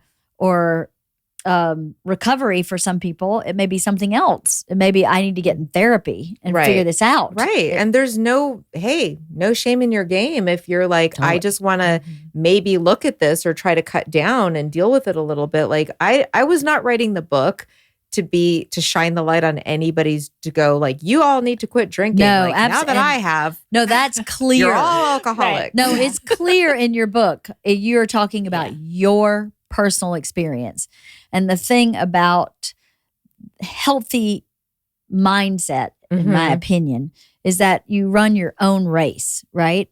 You run your race and you let everybody else run their race. And this book is about your race. It's not about anybody else's race. There's no judgment. There's no finger pointing. There's no blame. I don't even feel like you blame your parents. They're you not blame to yourself. blame. They're not to blame. Yeah. I don't know why I ended up with a drinking problem, but it wasn't because of what they did or because of how I was raised. It was just, it could be genetic. Like, we don't know. It's a coping. I talk to people all the time that are alcoholics that had great childhoods. Right. So, you know what I mean? Yeah. Like, we all have our struggles, and some people turn to certain things, and some people, just have like incredible anxiety and it's untreated, or, some people have depressions. So we all have our things, and mine happened to be alcoholism, addiction. Right. It wasn't going away. What do you think about this book, Kirsten? Well, I feel like I shouldn't talk because I'm Stefanie's friend. Like I knew her as a friend first, but so I'm biased, but I love it so much. I think it's the perfect memoir for one. Like, as someone who is also writing a memoir, she really stays in the lane of it's about her arc with alcohol, and so we don't even know her kids' names in the book because she has kids and she loves them. But that's not what it's about. It's about this arc with alcohol. So I just think it's so well written, and I agree with Cathy. It's hilarious. I mean, obviously, Stefanie's very funny, but it's also really moving. I mean, I'm not joking to say I laughed, I cried like several times. I think that the part that really stuck out to me that I think will be helpful to people is talking about the program, like Alcoholics and whatever anonymous program, the anonymous program, 12 steps, and yes, and how the God part of it is a real turnoff for a lot of people, and I loved the way that you addressed that. And for you, it was like, have a religion aversion, but that God was in the connections between people, and yeah. That was. I mean, that's how we met. We met in the parking lot of when we were registering our older girls for middle school, And we started talking a little bit and realized that our younger kids were in the same NICU. And we immediately had that connection. And that's something that when you're a NICU mom, it's just a very real trauma and lasting trauma. And so we immediately connected about that and then realized we had all these other things in common. And I remember driving home that day and really feeling like that sense of there's God in the connections, of just feeling like, oh, that's exactly what I needed today. I needed to connect with someone like that. That's beautiful. So. That's really lovely. I think when I was newly sober, I didn't know other people who were newly sober until I went to some, recovery meetings and met people. And there was something so magical about hearing, because you hear these stories about this guy, I went to rehab all these times, and you're just like, okay, no, not that. I'm not like that. And then you hear somebody that's just like another mom who's like, yeah, and this happened, and it was never that bad, and then you go, huh, that's me. Yeah. Like, okay, I'm in the right place. Right. Like I'm doing the right thing. And that person that's like, my life is so much better now, and, stick with it, and, all the things. And I remember having my sponsor tell me about the trying to give up Xanax. I had stopped the Xanax, but I was trying to titrate off of it so I didn't go cold turkey, because the doctor told me, don't just go off of it, because, I'd had an experience before. But anyway, talking to my sponsor and her saying, and me saying, I just want it so bad. This is when I was off of it. I was like, I don't know that I can do this without taking Xanax. Like, I feel so bad right now. Like the anxiety is killing me. I just want to crawl out of my skin, and I don't know how to survive this. And her just saying to me, I understand. Like, that's why you drank. Like, that's why you took it. Because not because you're a bad person, not because you're just a drug addict, but because it made you feel better. Right. It was a shortcut. Right. Who doesn't want to feel better? But if you take it, and that's how your body knows to feel better, and you're an addict, then you will depend on that thing to feel better the next time, and the next time, and the next time, and you won't be able to break this cycle. Yeah. So you have to just trust me when I tell you that you will feel better. Like, and that it was like I let myself be like reparented a little bit, it was like feeling safe and having people that were like, I've been where you are, and you're going to feel better. Yeah. And it's going to be okay. Like, that's what I was hoping the book could be for somebody that's like, I don't think I could do that. Me saying, well, I was just like you, and I did it. And I loved drinking. Right. I did not want to. And Xanax. Yeah. Oh, and Vicodin. Oh, I miss it. Like, oh, my goodness gracious. Unpacking the luggage today. Me liking the Vicky. After the C-section, I was like, this is some good shit. That's so funny. Like, how can we keep this train moving forward? Oh, my God. I hated Vicodin. Oh, you did? Oh, see? No bueno. I don't like Xanax either. I took Xanax one time. Well, you said you have no anxiety. I slept for 18 hours. I slept for 18 hours straight. It scared me because I was like, no human should sleep for 18 hours straight. Yeah. No, I've just poisoned myself. No. Well, this is how we're different. Yeah. I could take a lot of Xanax and Vicodin and have a full normal conversation with you and not go to sleep. 18 hours on one. I think Bert gave me a half a Xanax and I was done. No can do. No, I think the book will do that. I think the book will normalize a lot of things.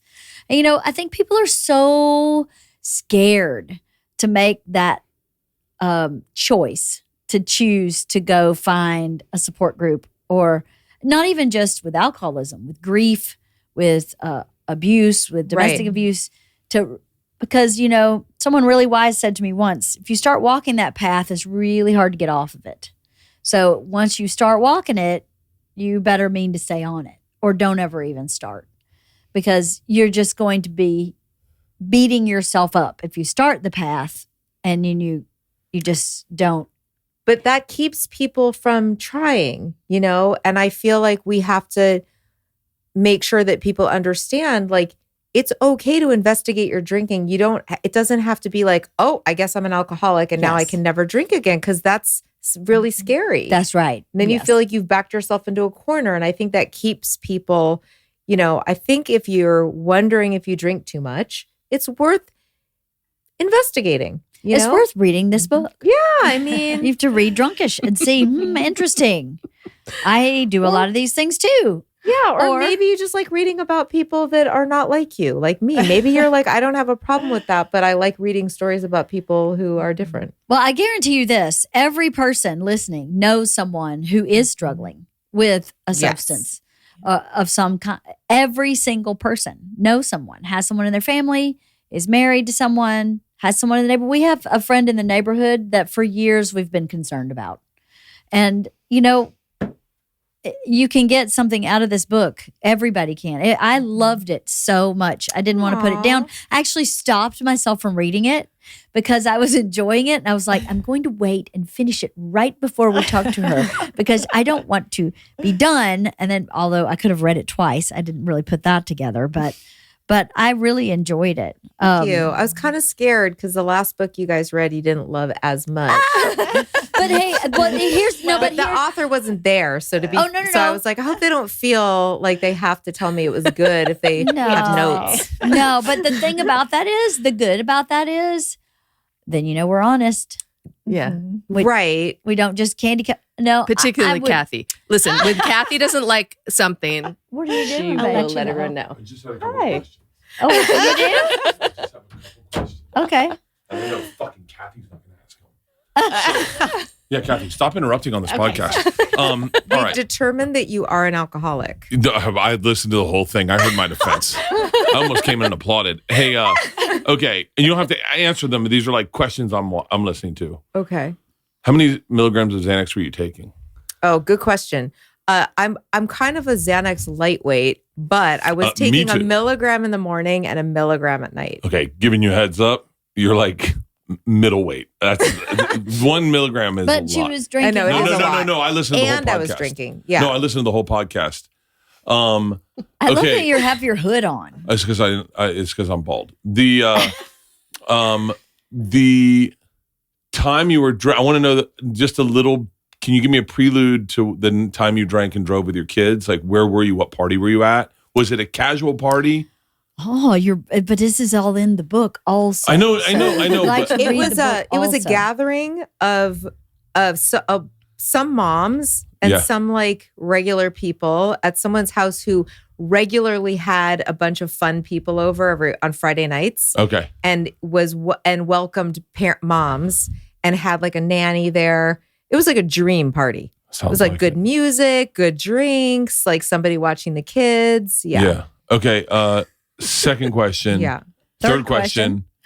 If you had to, if and you'll have to answer this, but I've been wondering this whole time. Mm-hmm. If your mom was in the room and said why she kicked you out of the house, what would her defense be? Like, what was her reason for doing that? Because, and by the way, there's so much about you. I've been Googling you the whole time I've been watching this. Wow. Yeah. Your dad was a fucking famous comedian. Yeah, he was famous for a little while. Yeah, that's fucking fascinating. Yeah. That's crazy. Anyway. She talks about it in the book. I know. Well, I'm not going to fucking read. I've been listening to your book. She's been talking about your book for the whole time she's reading. She goes, I fucking love this book. Oh, that's so nice. Well, because I'm curious when you got kicked out, like, what the fuck did your mom say? That's it. Because it sounds so crazy. That's the most traumatic story I've heard on this podcast. I got kicked out of my mom's house too. But it was bullshit. It was. Yeah. She was cheating on her husband with the guy across the street and asked me to lie about it. And I told her no. Mm-hmm. And she kicked me out. Mm-hmm. Yeah, mine was total bullshit as well. I was young and my parents were, so we didn't have somewhere to live where we were in the new city we'd moved to. So my mom was staying with this friend of hers. And if I don't mind saying, she was completely batshit crazy, this lady. Yeah. And the lady, I mean, this is so stupid. The lady basically blamed me for her daughter spilled some nail polish on the rug and the lady blamed me for it. And I was like, what are you talking about? I didn't even, I have no polish on my nails. This lady was crazy. And she said, my daughter would never lie. And she says you did it. And I was like, I didn't do it. And then my mom was like, well, she says you can't be here. So you have to leave. And then brought up some other, it was one of those bizarre situations.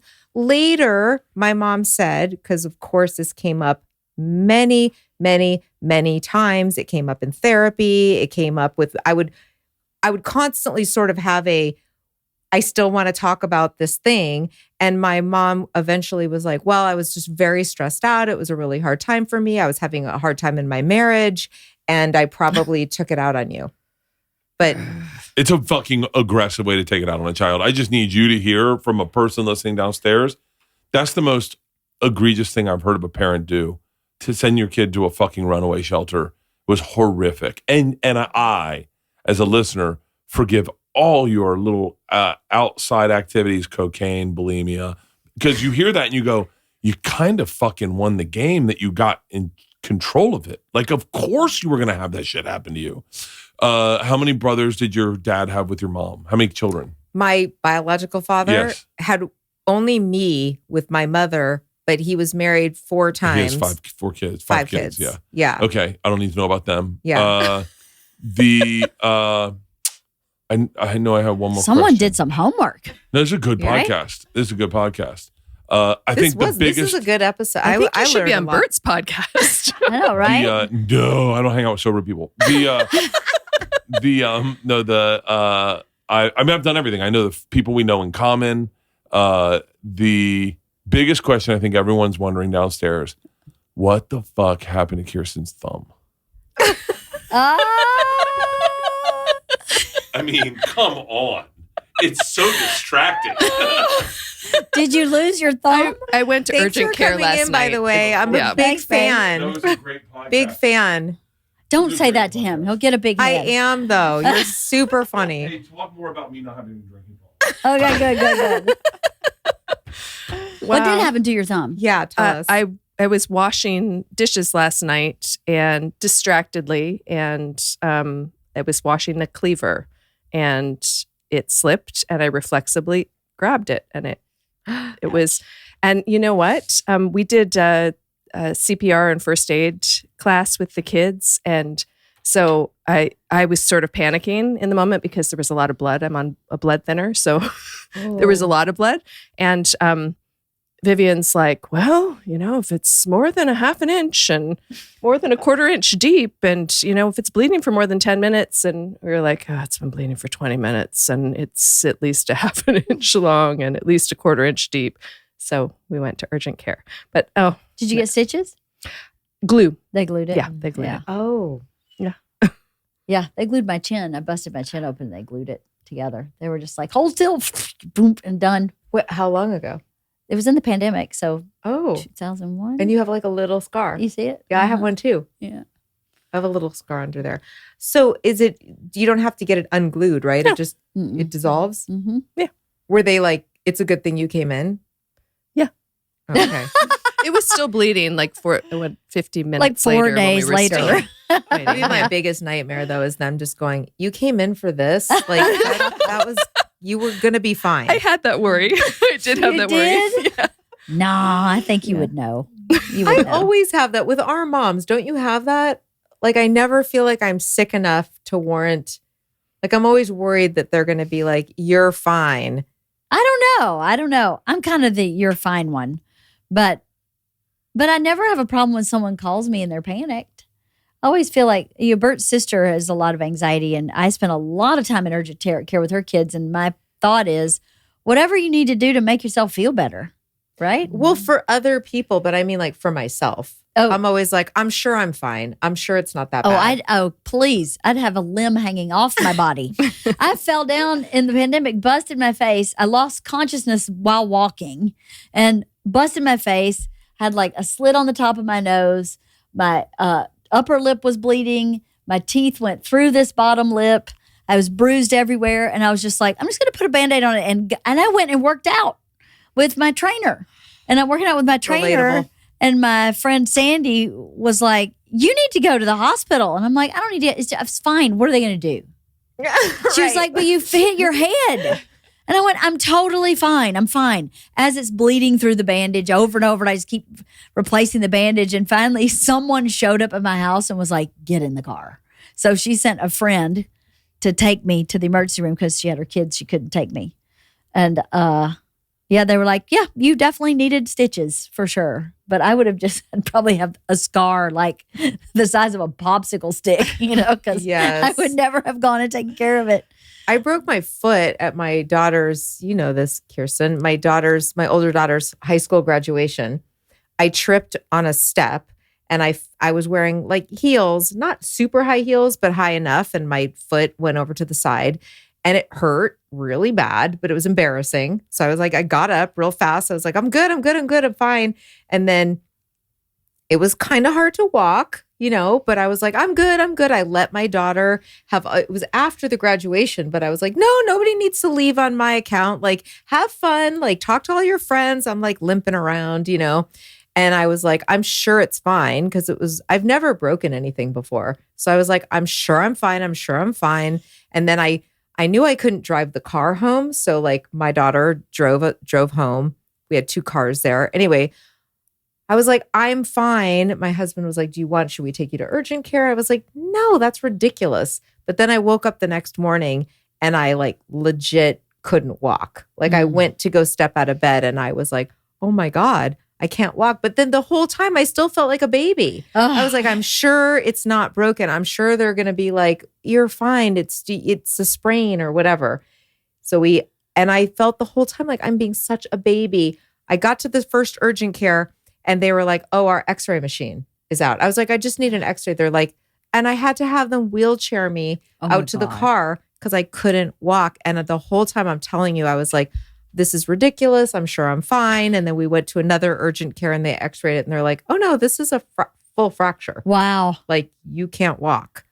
You need to be in a boot. And then I had to go to, anyway, the whole thing. But like, yeah, that was just last June. Oh my God. I'm still that way about myself. Like, it's fine. Still learning. You're still learning. Yeah. I have 2 questions. And we should probably wrap up because it's almost 2 hours. How it went fast. Doesn't feel like it. Yeah, that's crazy. How awesome is your husband? He's really great. Like I was reading this book going, what a superior human being he is to be so, and you weren't even like a nightmare. But he's so patient and he seems so accepting. Am I reading that right? He really is. He's great. Kirsten's met him. He's a good guy. He's like a good guy. The tricky part was figuring out how to fall in love with somebody who's like a nice, consistent guy. Because that wasn't my thing. I liked assholes. Yeah. But he kind of tricked me into it because. So there's the asshole. He tricked you. He tricked me because he's very I'm trying to think of how to word this. He's very like self-contained. He's not needy, and I mistook that as him not being that into me. So that ignited the pursuit. Right. And then he loved me. He fell in love with me. Everything was normal, but he just was not in any rush to like lock it down, which made me the one in a rush to lock it down. So by the time it was locked down, I was already in, even though I was like, oh no, now I've locked it down. And now like, he's just a nice guy. Like he's not going anywhere. There's no threat here. It's the old bait and switch. Yeah. That's hysterical. Yeah. That's really funny. So then I ended up in like a healthy relationship. That's awesome. And my friends were always like, I think I put this in the book, that my friends were always like, well, you just worked on yourself and you had so much therapy. And I was like, no, that's not it. I was still plenty fucked up. You presented well. I did, Apparently, yeah. But I will say that, like at the beginning, I was a handful. Like I was starting fights. I was testing him a lot. I would start fights and then I remember the first time I ever stormed out and he didn't come after me. And I wasn't used to that because I was more into toxic relationships where, they'd come after you and come to your house at 4 a.m. And the first time I was like, I'm out of here, and I drove home. I only lived like a mile away. Didn't come over, didn't call, didn't go, are you okay? I didn't hear from him until like 5:00 the next day, at which point I was like, well, I guess this is over. And then, of course, I felt real stupid, and then now I'm going to have to be the one that calls him. But now I'm feeling like I'm too proud. And, anyway, he eventually called me and was like, hi, like, are we going to talk about this? So fucking healthy and irritating. But I still continued to do that for at least the first year until I started to feel more secure.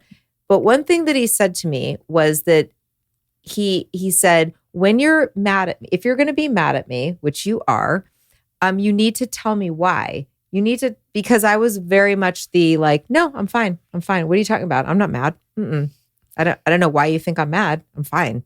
Because I always felt like the stuff that I was mad about was so stupid that he was going to be mad at me for being mad. Mm-hmm. Right? Mm-hmm. So it was like this whole thing I had going on in my head where I'm like, well, I can't tell him that I'm mad that he was 10 minutes late. And now I got it into my head that he just doesn't value my time. And if he doesn't value my time, he probably doesn't really like me that much. And this is probably going to end. Mm-hmm. Right? The other shoe's going to drop. The other shoe drops. So then I would be mad about that, over something that probably he would have thought was so small. And then if I said, I'm mad that you're 10 minutes late, then he's going to be like, this bitch is crazy and like really high maintenance and like, how dare you? So I wouldn't tell him. And then we'd end up in a bigger fight because he's like, you're acting weird. So early on, he said to me, you need to make me a promise. You need to tell me what it is. And I'd said, but sometimes it's really stupid and I think you're going to be mad. And he's like, well, then you still need to tell me because how can I make it better? Like if you don't tell me what's going on. And so we made that agreement. That's great. And then I would tell him what the problem is. And he would say, okay, that's silly because it's not that I don't value your time. I'm just chronically kind of late, And then I remember the first time this had ever happened to me, we got into a fight. I got real mad about something and we were looking at each other and I was so like, oh, so mad. And then we just started laughing. And I was like, oh, this is my guy. This is your guy. We just both started cracking up at how stupid it was. Yeah. And then I was like, oh my gosh, like you don't always have to talk about everything for 16 hours. No. You don't have to stay up all night hashing and rehashing. Like sometimes it's just stupid. Yeah. I think sometimes, I think you grew up with some drama. Yeah, right? A little. So drama. Yeah, I know, right? From this book, a little bit of drama. I don't know. Were you like that at all? I had a really hard time fighting when Bert and I were first together. I have no siblings, and I wasn't allowed to fight with my parents. I never wanted to fight with my dad because he was where I was safe.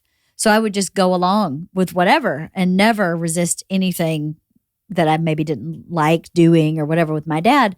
And my mom, I was not allowed a voice at all. So, at all. Like, I actually stopped talking when I lived with her for a long time. I just wouldn't talk because everything was problematic. So then in this relationship, what happened with me and Bert, he says broke up. We took a 4-day break that he came unraveled in this 4-day break. Early on? Yeah. And when we got back together, I had a little bit of a meltdown where I said, I don't think you want my suitcase full of bullshit. I have so much bullshit. I don't think you want it. And he kept going, but I do. And I go, no, I don't think you understand it. And then I go, I have this problem, mom, my dad, my this, my that. And he go, I want it. And they go, no, but let me talk you out of this even more. Problem. And he'd go, I want it. I just want you to give it to me. Can you just give it to me? Aww. And I was like, okay. But then in the beginning, I really did something similar to you where everyone leaves is my thought. Yeah, everyone same. leaves. So if I say to my mom, hey, I'm not going to lie to your current husband because you're fucking the neighbor, she kicked me out. Right. She leaves. Right. And I'm standing up for something that's actually right.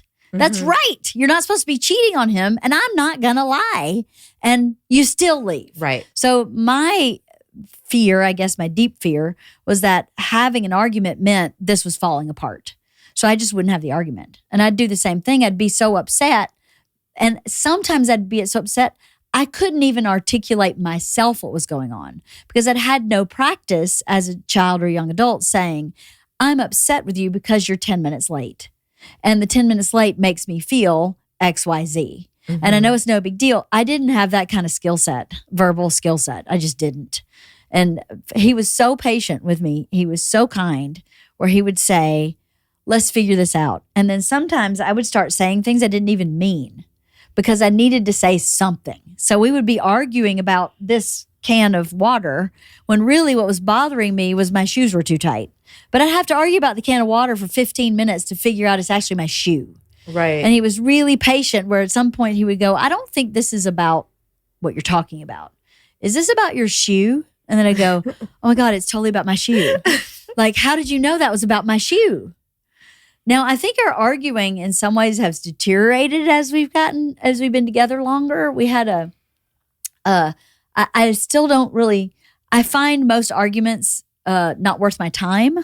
So I'll end up going, I'll just figure this out on my own.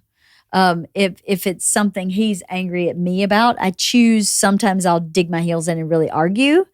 And sometimes I just won't. I'll just go, I'm not going to get into this right now. So I feel like we started off at this really strong place. And then as kids happened and life happened, I've gotten a lot more like, is it worth it? When we do argue sometimes, we do end up cracking up in the middle of it. I have started saying, I'm going to take a walk. I'm going to get my thoughts together. And then let's come back and talk about it. And then sometimes we end up just never talking about it again because I've gotten my thoughts together and we're both kind of calmed down a little. Yeah. But I don't know. In the beginning, he taught me a lot about fighting and arguing and people not leaving. But now I feel like sometimes we could use a little coaching.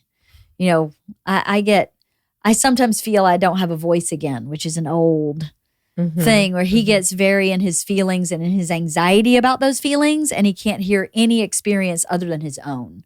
And I believe multiple experiences can happen at the same time. You can be upset with whatever you're saying you're upset about, and I can be having a completely different experience to that. That's not devalued because it's not lined up with yours. But sometimes his anxiety has a hard time with me not lining up with his. So a lot of the times I'll have to line up with his, and then the next day we'll get back to talking about what was the two things that were happening at the same time. Right. Does that make sense? Yeah, it does make sense. In the moment, he gets so very emotional and in his emotion about it that he has a hard time seeing any other perspective than his own and will only accept his own, but only in the moment. When he's not heated or he's not really upset, it's very different. So that's why I think that whole like don't go to bed angry is kind of bullshit because it's totally bullshit. Right? Whoever came up with that? They just wanted people to have knockdown, drag out, blowout right. fights. It's like some of these things, they don't need to be talked to death about. And it's like sometimes I've been really mad and like just went to bed without speaking. And then sometimes John and I have been mad at each other. I mean, it's only happened a couple of times where we've been mad at each other for like a couple of days because it's a big thing that we're arguing about. And it's not something that's going to be settled in like just because we talk it out. It's like we need to calm down and we need to start trying to see it from the other person's point of view. We need to have a talk, then we get mad again, then we need to have another talk. And like, that's how it gets worked out. It is. What about you guys? Yeah. When Richard and I were first together, I was, all into the drama of like the big fight and the righteous anger. And I would just, fuck you or you're an asshole or whatever. And he said to me fairly early on after one of these fights, he said, people who love each other don't talk to each other that way. And honestly, it was a light bulb moment. I honestly, I was just like, really? Like, oh, but like in movies, I see couples having these dramatic blowouts and then they get back together and everything's wonderful. And that was the thing that really stopped me and gave me pause. And he said, you can't say fuck you. You can't say fuck you and walk away. That's a boundary for me. And I was like, but I always want to. And so I'd say it in my head and like, but saying it in my head and not saying it out loud really helped us get beyond that the big dramatic fights. And then, we don't, I don't know. I think also just when you're older and have all these years under our belt and these kids and whatever, it's like, we've just learned to discuss and argue. And honestly, we're on the same page about most things anyway. So there hasn't been a reason for a big dramatic fight. And I haven't even thought "fuck you" in my head in a long time. Very good. It's progress. Very good. What about you, Kath? Yeah, I don't know. I mean, I think, I'm not super good about conveying my feelings. I'm not super open. So that has always been a challenge. But I feel like these days, like, we argue, we both spew, whatever, and then we walk away and we're like, oh, all right. Like, it's almost like I need him spewing to hear his perspective and then be like, oh, yeah, maybe he was right. Maybe he wasn't, whatever. But like, once that happens, we're kind of good. You know what I mean? Mm-hmm. Like, Cathy and Stephen are sort of unicorns, though, because they've been together for 110 years. That is true. Like, how old were you when you met? 12. No. 20. Yeah. 20. Oh, 20. wow. Yeah. We've been together a long time. Yeah. So long time. there's been a lot of years. Yeah. I don't know. It just means I'm old. Jeez. No, it doesn't. You're younger than me. You're younger than I am. Well, we should wrap this up. Yeah, let's wrap it we up. should. Yeah. I loved your book. Thank you. What are you writing next? That was my second question after. Nothing. Nothing? Mm-mm. Forever and ever nothing? I don't believe it. I have to feel sort of called Yeah. to write something. I just wrote this one. So, Yeah. I have to rest from the process. But I teach writing, Yep. which is really fun. And I love hearing other people's stories. What type of writing do you teach? I teach memoir writing. Oh, okay. Yeah. So I work with a lot of people of all different levels, and I just work with women. And it's just very fulfilling. Right. I really like it. I like hearing people's stories, and I like helping people just get really honest with the story they're trying to tell, and figure out how to. Because my writing is, as you know, is not super fancy, poetic. It's just like whatever's happening in my head, I've figured out a way to put it on paper. But it's effortless to read. It's very conversational in reading. I feel like you're telling me the story, right? That's what I'm trying to do, but only because I don't know another way. When I read books that are kind of fancy, I'm always like, I didn't go to college. Like I'm not like book learned. So Well, Hemingway wrote very much that way. Hemingway is a very simple writer. He wasn't a complex sentence flourished, not per se, not compared to, Right.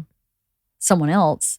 Everybody writes their own way. I love the way you write. I thought if you haven't already noticed, easy. Stefanie is very self-deprecating.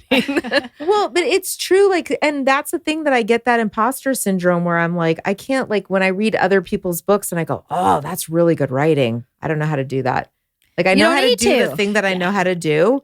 And I think I do that thing well. And I can teach people how to do it. Yeah. This is a well-written book. This is a very well-written book. It's very well written because you can't put it down and you all of a sudden go, wow, I've read like 25 pages here. I thought I was only here for 5 minutes. That's how you know it's a really good book because it just kind of flies. It's very, I expose a lot of things. Like if you read this book, you're going to know a lot about me. Right, Kirsten? I'm sure that reading this book, you're like, oh, I know a lot of private things. That's the thing is I like to do is because that's what I like to read. Mm-hmm. When I read a book, I like to feel like, oh, I'm hearing something that's maybe not normally okay to share. Right. Right? That's what I tried to do. But you know what is beautiful about that to me is that that's really, truly the best way to help other people is to lay it all out. Because I guarantee you someone like you and I've been talking today, we have so many similar experiences in life, right? And you put some of those in your book. And so that makes you relatable in a very vulnerable and very specific way, I think, so that people can really hone in on those experiences that they may have themselves. And I think living your life as an open book is a benefit to the world. As long as you're not an expositionist, which you could be that too, and that would be a benefit in a different way, but you're not. You're just telling a story like it happened. And I think one couldn't help but relate to some part of this book, either for themselves or for someone they know, and what they're going through, what that person might be going through, struggling with not just addiction, but with all kinds of mental health problems. Or even just like talking about relationships. I think that doing a podcast like this is going to help people, because like us talking about the parent stuff, like this is not stuff that you just normally, chat with other moms about in the carpool pickup line. Totally. Right? You don't go like, yeah, I haven't talked to my mom in 20 years, But when you sit down and you get honest about like how our relationships are, like what a handful I was in the first year of marriage, like these are things that I think a lot more people feel or have experienced, but feel like, oh, that's not okay to talk about. Right. Yeah, it's so true. And it just helps heal the world, I think. I think your book's going to be important. We did a lot of healing of the world. We did. We've healed the world. We should pat ourselves. Like, just good for us. We did a great job. And your book, I think, will do the same. No joke. I'm not even saying that. I seriously have a list of people I'm giving this book to, because I think it would be really helpful for someone to have this perspective. I'm not even just saying that to say it, because I wouldn't say it. I'd just say that was a good book. But I literally cannot wait to give this. I'm giving this to one person tomorrow. Oh. And then I'm buying copies for someone else, but I wanted to do this first. So thank you so much for coming. Thank you, guys. Thanks, Kirsten. Thanks, Stephanie. For suggesting me. Any last words from the blue couch? Last word? No. Any final words? You should read it. The big purple thumb up. What's your next book? What is our next book? Oh my God. I hadn't even thought about it. We're unprepared, Stephanie. I know, What's your next book? That's our next book. I'm just kidding. I don't know what our next book is. We'll get our shit together, and God. LeeAnn will post about it on Instagram. I will post about it on Instagram. I'm so sorry. We were too invested in your book to think about the next book. I've been on a whirlwind. I was on a drunken pirate ship. I wasn't on the drunken pirate ship. I was drunken pirate ship adjacent this week. So I was a little distracted. But anyway, thank you so much. Best of luck. Guys. Thank you. Yeah. Thank you. Appreciate it.